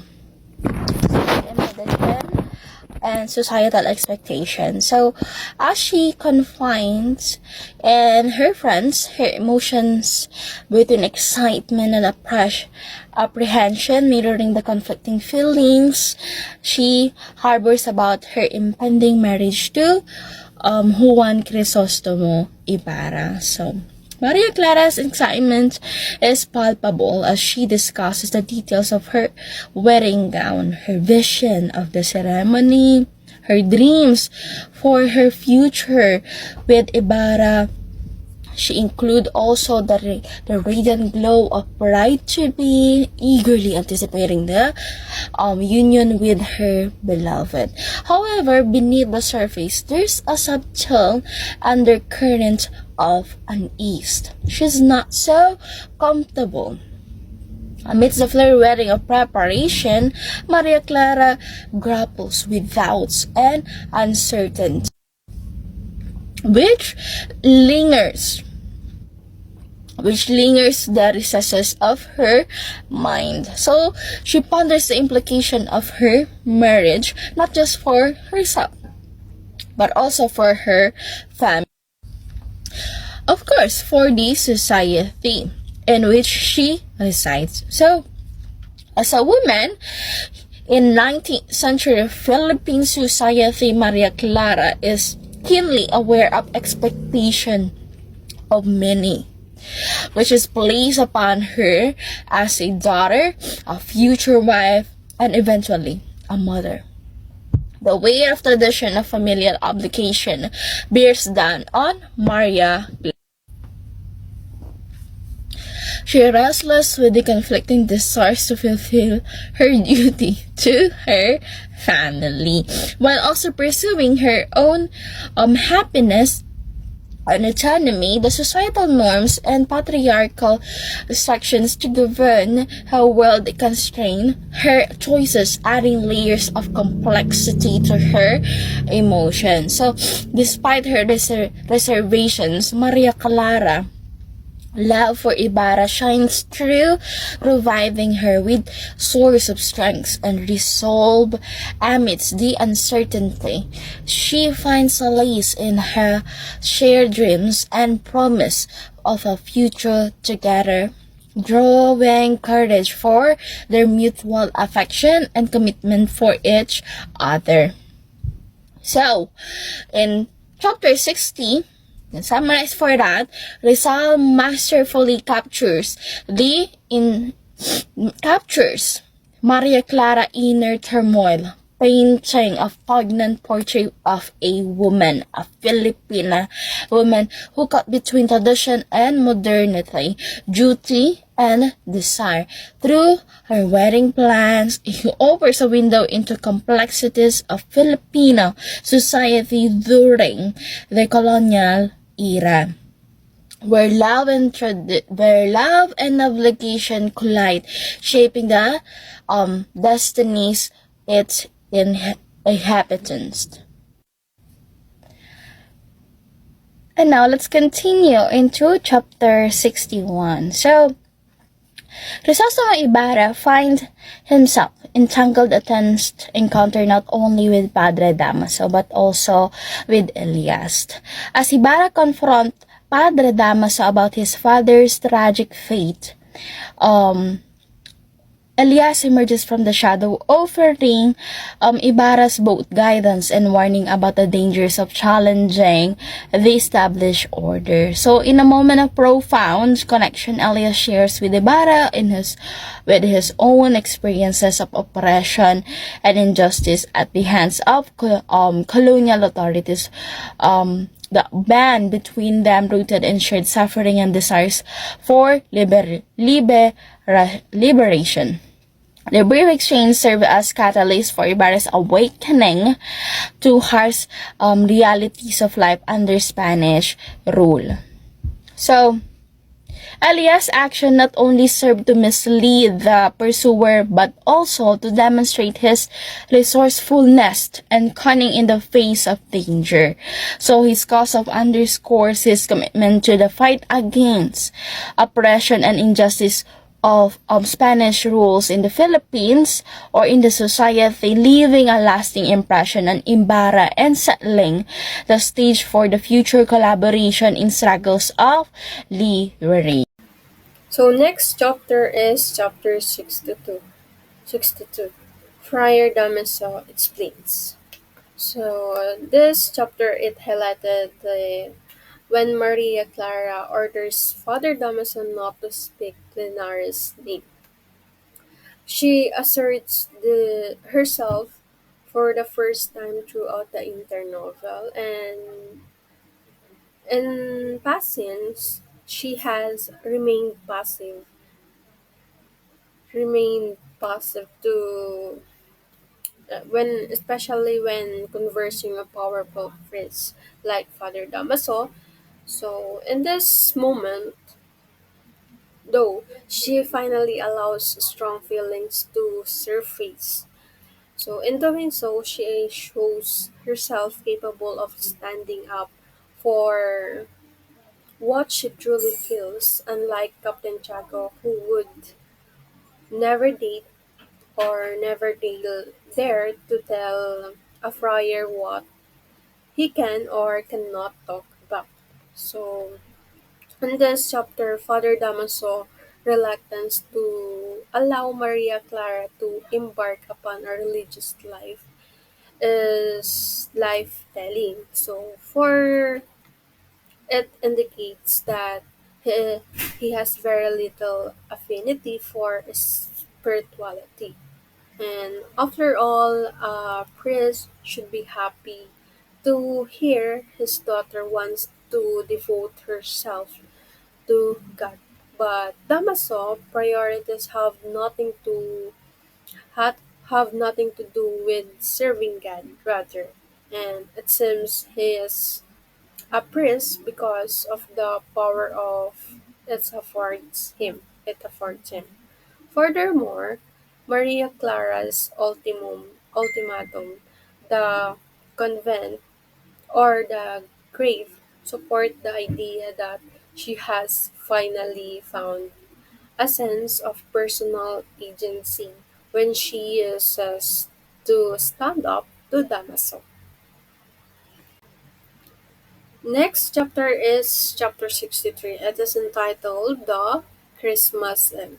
So in this part, Basilio was having found wounded and it was rescued by a poor family in the mountains, and Basilio was decided to head back to town and look for his mother and brother. And after he says Sisa and runs after her all the way to the tomb of Ibarra's grandfather in the woods.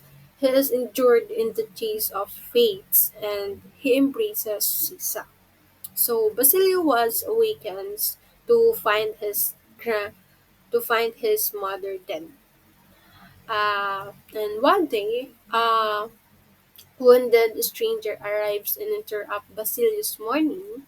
The man declares does not have long to live and interacts the instructs the boy to gather the firewood to burn his body and Sisas.